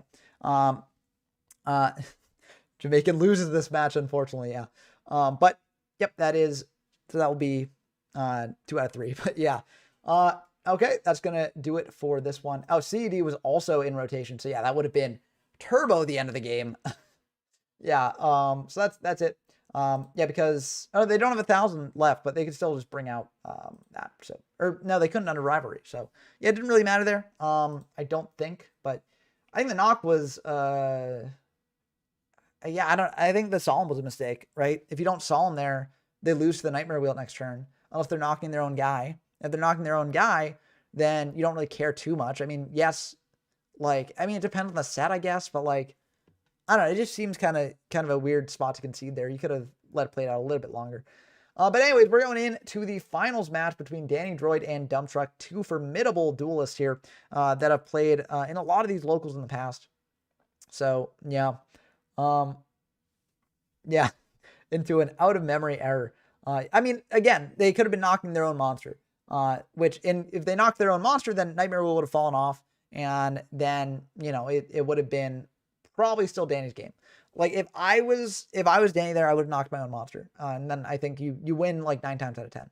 I mean, it depends on what the draw is, of course, but like, yeah, I think knocking the own monster, attacking in, and then attacking directly, or just banishing the set and just preventing Blob from like drawing into more things off of a potential morphing jar. Yeah, but either way, that's going to be the end of that game. And even if Blood had not done that, there still would have been game 3. And game 3, games 2 and 3 are also pretty tough for Stall Mill to or Stall Burn to deal with. And so it would have been a bit tricky. But yeah, that's why I said like it could have been banished there. What do we call the finals in this format? Is the 2004 finals? It's the 2004 Worlds Finals in 2024. 20 years later. Wild, 2 decades. Oh my goodness. That makes me feel so old. Oh, 2 decades since 2004. Whew. Feels like just yesterday for me. But yeah, we got done for today. Let me make a poll for this one. This is the one to really make a poll for. Who will win? Will it be Dump or will it be Danny? We got those 2 options there. We're starting the poll. Vote for who you think will win. But yeah, I mean, listen, I'm in basically a rocking chair here. I can rock a little bit on this thing. So yeah, I mean, if you think about it, gamer chairs are just rocking chairs, rocking chairs for young people. So that's what we're consigning ourselves to, a bunch of, rocking chairs anyways. And, we just got to accept it, yeah, I don't know. It's always very funny to me because like, I feel like, people like to view the world in like generations, right? Where there's like boomers, there's like zoomers, there's like whatever thing you are. But I feel like honestly, as a kid born, around the turn of the millennium, Dump deck is also just a chaos deck. It's sort of like, I mean, both Dump and Danny are on chaos based decks. They got different techs, but like they are both chaos, which makes sense for the finals of this event. Doomers, yeah, I'm a doomer. I'm a doomer, baby. But no, I'm not a doomer. Doomers are sad. Doomers are very sad. But anyways, it's like I do feel like being born around the turn of the millennium, you feel like you're sort of in a bunch of different generations at once. So that's always kind of interesting to me. I mean, I don't know. I think it really also depends on the person in the generation. You can make generalizations about them, but like, there are some like people who do not act the way their generation does, right? So it also, sort of, it's, I mean, stereotypes are stereotypes, right? Like they're not going to apply to everyone in a group. But I will also say too, that I think that generations should shrink. I think that, yeah, and as Awu says, like generational stuff is helpful for historians, but may not be helpful for personal relationships, which is very, very true. Yeah, Zillennial is like it, and it's like, I kind of get it, right? Like, I feel like I'm a millennial, but also I feel like, I'm a zoomer, right? Because, I know the chronically online, skibbity brain rot language stuff, and I know the memes and all that stuff because I was born in the sort of first generation of memes, right? And so seeing memes develop, memes from zero, that's a channel idea right there. But seeing that develop over time is sort of like, and also seeing the rise of technology over time, like, we grew up with the internet, we grew up with like computers being more and more of a thing in daily life, smartphones. We grew up with so much stuff, the internet. Like, I mean, there's just so much stuff that we grew up with, that we adjusted to. And, we did it at a time where like we still had a bit of the pre-internet times, right? But yeah, I mean, it's always, it's just very, very interesting to me to think about, right? And I don't know. Yeah, just a really resonant song for us. Exactly. Welcome to the Internet. So good. All of Inside is honestly really good. I love Bo Burnham. I think he's great. Maybe that's, I don't know. Maybe people view him as cringe, sometimes, but like, I think he's really good. I think he's a great comedian, great musician, and Inside is just, so good. Inside's so good. Regardless of what you think. I mean, I don't know. Like, it's just a great song that really captures, like, it captures so much of this generation, I think. But yeah, Breaker coming down, popping something in the back row there. Oh yeah. Yeah, the American millennial cutoff as well. Like, there's a couple different American millennial moments, right? Or just different moments as well. Um, and it's like, I mean, before the Obama election, it was like, do you remember 9/11, right? Were you conscious for that? And there's just so many different moments that you can point to, because we've had a pretty packed, first 25 years of the millennium in America, at least. A lot of interesting stuff has been going on. So yeah, it's just very interesting to see how generation, I think, will shrink over time. But yeah, I do love dressing up with a cringe as the art, as Awu says. And I think that, like, we've seen this a couple different places. Like, you could argue like The Office is doing something similar, where like it's cringy comedy, right?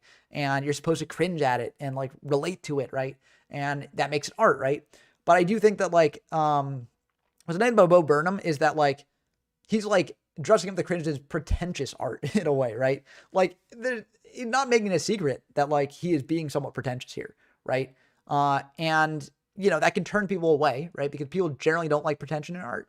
But like, I do think that, like, by taking it's like just taking low art and making it pretentious. Yes, it is pretentious, but like it also elevates it on some level, right? And it shows that like pretension itself is sort of a silly concept, because like this is just low art that we're making pretentious, right? Like, if you can make low art pretentious, you can make anything pretentious. So it's like it's just fun. But yeah. Yeah, Kaigu is coming down. Gemini Elf and Bazoo are unfortunately not with us anymore. I mean, they're still in the format, but no one plays them because they're pretty bad here.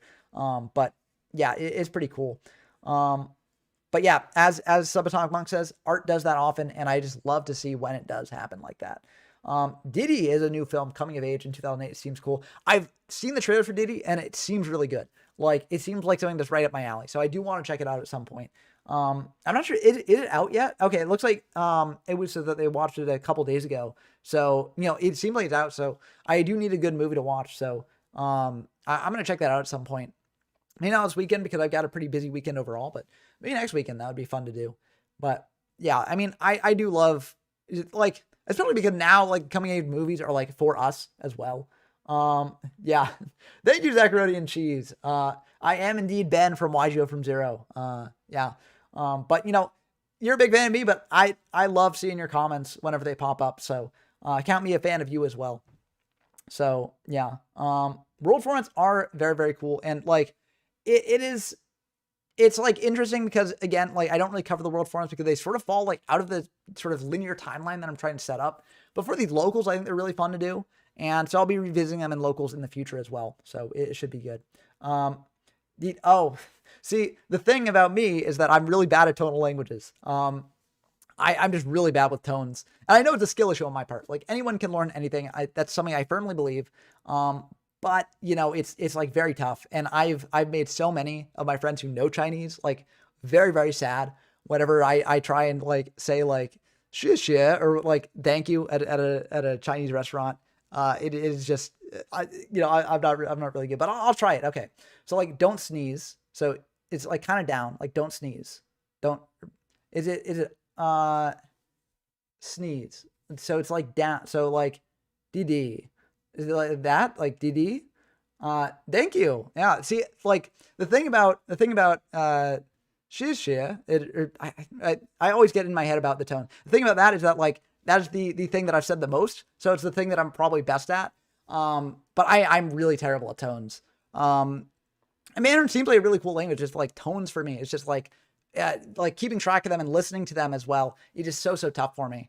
It's something maybe I'll try and do eventually, but like there are other languages I want to learn first that I really need to get on. I need to just like buckle down and just try and like learn a language from the start. I always get subconscious in my own head when I try and learn a language because I'm like, well, what if I'm just saying it all wrong? Like, especially learning language on your own.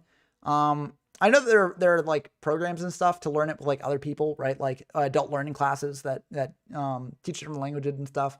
But I always sort of learn topics best when I just like buckle down and just like grind through them myself.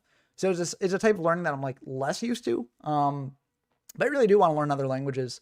I made it like a fair bit through the Genki textbooks for Japanese a while back. And so like I know like a bit of Japanese, and that seems like a language that I'd want to learn more in the future.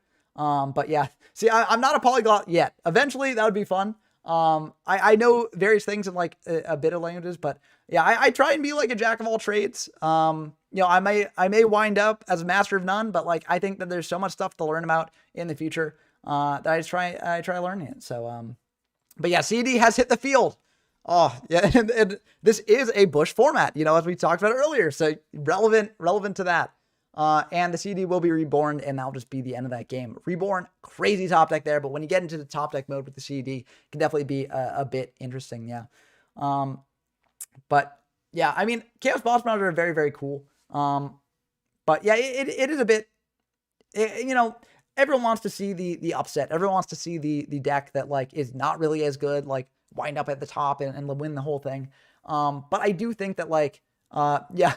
So basically earlier in the stream, Zach Rodian Cheese, we were talking about just like different eras of the game's history.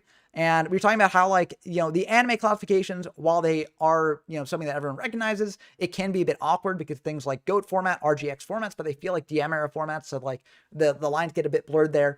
So someone said, I forget who said it, but someone said, oh, we should actually, do the formats, different eras, right, of the game's history based on presidents, right? So we have Bush formats, we have Obama formats, we've got Trump formats, we got Biden formats, etc., right? And so like, I think ultimately it had its own problems, probably more severe problems than just classifying it by like DM, GX, etc. But but it is funny that if we did classify by this would be a Bush format. So, that reference is quite relevant there. But yeah, Reborn, wild top deck after CD. It's just so good. And this was a point of confusion a while ago on a previous local stream, but you can actually Reborn CD. The updated text for it makes it seem like you can't, but you can indeed do it. So it is good to know about in these formats there. But yeah, Reborn is just such a crazy card. I'm not sure, like Reborn's in Tengu Plant, right? I've played a couple games of Tengu Plant. I think that it's in Tengu Plant. I'm not sure why they brought it back. Like, why would you bring back Reborn? Reborn's just so good. It's so good. Like, I don't know what they were thinking. There's a lot of different cards like that. Like, when they brought back, like, Snatch Steal for that brief time, like, it's just like, why bring this back? What are you doing, Konami? Like, why are you doing that? Heavier, really good. Dealing with a ring and a Geki Break. Oof, that is rough. Going 1 for 2 trade there. Yeah, that is so rough in these formats here. But, yeah, it's like... Why do they keep bringing it back? Why do they think it's suddenly okay? Oh, it is rough. Oh yeah, Retro Pack 1 has been reprinted, and I have seen some pack openings for it. It's really a cool set. I know that like when it was announced, people were really upset about it, but like, I'm all for more reprints. We don't really have like sort of like the list that Magic the Gathering has. We're like, oh, we're never reprinting these cards because we got to keep up the collector value and stuff.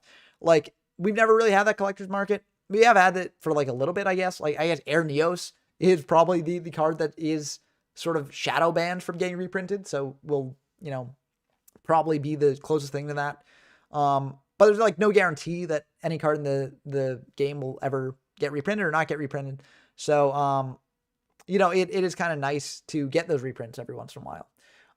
Zachary and Cheetahs, do I own any physical decked? I don't own any right now, mainly because I just don't really have many friends like in person that I can play Yu-Gi-Oh with. So like for me, it's like I've never really made a priority. I do have a variety of cards though, like that I've collected over the years that I probably could make decks out of, but they wouldn't be like these sort of like hyper optimized builds that I play online. I do eventually want to, make physical decks and, play physical games with people, but it's just something that like I haven't really been able to do so far. Maybe I'll try and convert some of my friends into playing Yu-Gi-Oh, because some of my friends, are also nostalgic for the game and stuff. So, maybe that's something we can do. And that would be fun. But I do really think that like also, if people do own paper decks for these formats and they do want to, show off videos with those paper decks, I think that would be a really good way to also build interest in these formats, because a lot of people do really like seeing paper games, right? Like those are very popular. And I think also people like to see that there are people who own them in paper and who do just play like not just online, right? Because it's like I really like playing online because it managed to connect people from all over the globe and playing these formats. And these formats are very obscure just on the face of it. So like, trying to get a certain amount of people together at your locals to play a certain format in paper can be a bit more difficult than just going online being like, hey, people want to play this online and doing that. But yeah, I mean, it's always so cool with that. So, Christian asks, do my friends have experience with card games? Because I've had pretty good time teaching my MTG friends legacy formats. Unfortunately, my friends who play MTG are on the opposite side of the country. So, we don't really get to play in paper there. But yeah, all my friends around me do not really play TCGs, unfortunately. Just how things wound up there. But yeah, I've heard the LA GGP was great. I mean, all the GGPs are just great. Like, shout out to everyone who works not just to make the GGPs run, but also just any retro event like that run. Like, it takes a lot of work to sort of set up and, get everyone together, but they're always so great, and they really do help formats thrive. So, I really do think that they're so great, and big shouts to everyone who contributes to that. Do I have any other tabletop hobbies, like a favorite board game or a TTRPG? In college, I played a bit of D&D, but, then the pandemic hit, and all my friends who played D&D sort of like moved away to different parts of the world. And I don't like playing D&D over the internet, so I stopped playing that, but maybe that'd be something to get back into in the future. For me though, like, I think like, I think my experience with D&D is a bit skewed as well, because like my very first campaigns were in like a relatively serious, D&D group where like we would do like 6-hour sessions at a minimum. And that would be like what we'd play. And I know a lot of other groups do not do that. And so like it would be a bit interesting there. But oh, interesting. That is a very interesting play, Zachary and Cheese, where Dump Truck used MST on a back row instead of the Mirage, but it does make some sense here because, Dump Truck is in a winning position here, right? They don't necessarily need to get rid of their Mirage. They just need to, keep attacking in every turn, and dealing with a mirror force like that is very good. So could have been punished if it was like Raigeki Break. That would have been pretty brutal for him. But that was a pretty good play there that did pay off for him. So very cool stuff there. But I do have I do play some board games as well. Board games. I'm a big board game fan. I played a lot more in college when you were around other people who just sit down and play board games with you. But like I'm a big board game fan. I like it a lot. I need to find more people to play board games with. I got some friends who I know in the area who like we play like Terraforming Mars together, which is really fun. A board game that I really like. Well, it's not really a board game. It's a deck building game that I feel like no one talks about, but it's just so fun. I'm not sure if any. Oh well, that should do it. Ring of Destruction on the BLS. And that's going to be the end of this game. So very cool stuff there. And yeah, just awesome stuff there. And yeah, it looks like that was quick. I mean, that's how it goes sometimes, but you get some fun games of Chaos here. And I mean, I don't know. I really like Chaos format. I think it's very fun. We were talking about earlier in the stream how like not to get tilted at formats like these. And it's always a tough thing. But I do feel like, when you dive into a format like this, it can be kind of freeing because like, a format like this, you got so many power cards running around. So many power cards that like you are going to get sacked at some point or another, right?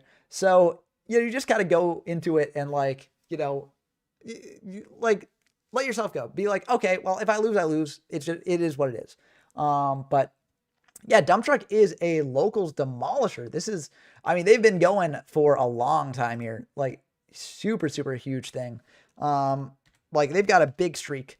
Let me check actually on the locals leaderboard here. They have won 14 locals before this, and this will be their 15th win. So they are just a local legend in all sorts of sense of the word.